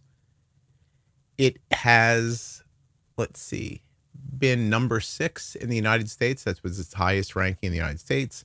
Highest ever in Canada, 4, United Kingdom 6, Ireland 2, France 5, Germany 7, Italy 4, Netherlands 4, Spain 6, Sweden 6, Australia 3, New Zealand 3, India 5, Japan 7, Singapore number 1, Hong Kong number 2, China number 13, and it of course has charted in 58 other countries along the way.